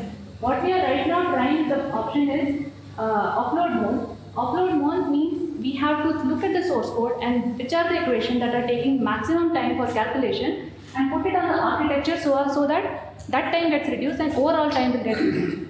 So we have done an analysis on our code actually, and we know that the equations that are solving 3D momentum equations, that is taking around 60% of the total time, which is quite obvious. So we are putting that routine over this architecture. This is again the compilation flags, which I won't go into detail. So what we have done, we have tried to do the scaling on Xeon, that is the main host processor, which we usually use without the new architecture. What we have seen, if we have 12 MPI runs per node, then it gives the minimum time for each of the applications, right? If you do 4 MPI runs, say these 3 lines are mainly, this is for 6 nodes. Let me go down. First we have 3 nodes, then 4 nodes, then 6 nodes. For 3 nodes also, when you are spawning 12 MPI runs per node, then you are getting minimum time. For 4 nodes and 6 nodes also, it is the same scenario. So what basically it means, here I have around 8 tiles, right? So if I process each of the core, as in I pin each of the core to each of the tile, that means each tile calculation should be handled by one core. Then if it is having 12 on this direction, then it will take the minimum time. Again, similar scaling we have done on Xeon 5, but it is not showing the same kind of result. That means we think if there are minimum communications across the nodes, then it should take minimum time. However, in Xeon 5 we are not seeing same kind of results. It has a steep curve when we increase the number of mic cards from 4 to 8. However, it is showing a flat profile when we are increasing number of mic cards again over a particular size. Also for the grid size, we are not able to spawn more than 24 ampere lines per mic card. So basically on the results, it is taking minimum execution time when we have number of tiles in X direction is equal to number of processes per node. Main reason, obviously there is minimum multi identification. Performance peaks for every for 12 nodes.